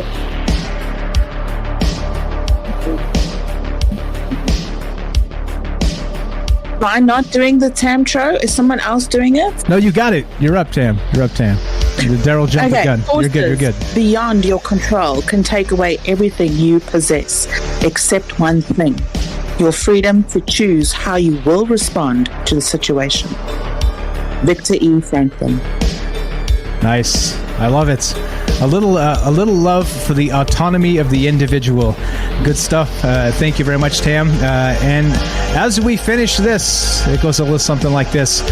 Friends of Troubled Minds, scroll down. Look, there's no amount of too many friends. If you guys call into the show, contribute regularly, you're always welcome on here. You know it. If you are, I am more than happy to share your links and things. And if the list gets too big, we'll make a whole new webpage and do nothing but that. Friends of Troubled Minds, and we'll pimp the shit out of that. This is what I'm saying. There is no limit to this. We are, again, and I'm going to say this and I mean this. I'm me. You're you. Put together, we're us. You get it? And I mean it. I mean it. Night Stalker said it. He's all, hey, a lot of people say it. He's all, but goddamn it, Mike, you mean it. And I do. You got a thing to do and you're doing something out there. I am happy to share if you're happy to contribute. Let's do it. So let's get the hell out of here. Thank you, Tam Bam. Thank you, James. Thank you, Daryl. Thanks, Tate, for being here. Thanks, all the amazing calls. I can't list everybody, all the great calls tonight, because if I do, I'll forget somebody, and then Robert will get mad, because I inevitably miss Robert. Thanks, James. Thanks, James. I miss James, too, sometimes, because James and I talk almost every day. But the thing is, right, is you guys don't know that, so it seems weird, right? But don't forget James. Salcedo Paranormal. Let's get the hell out of here. Glass half full. All right.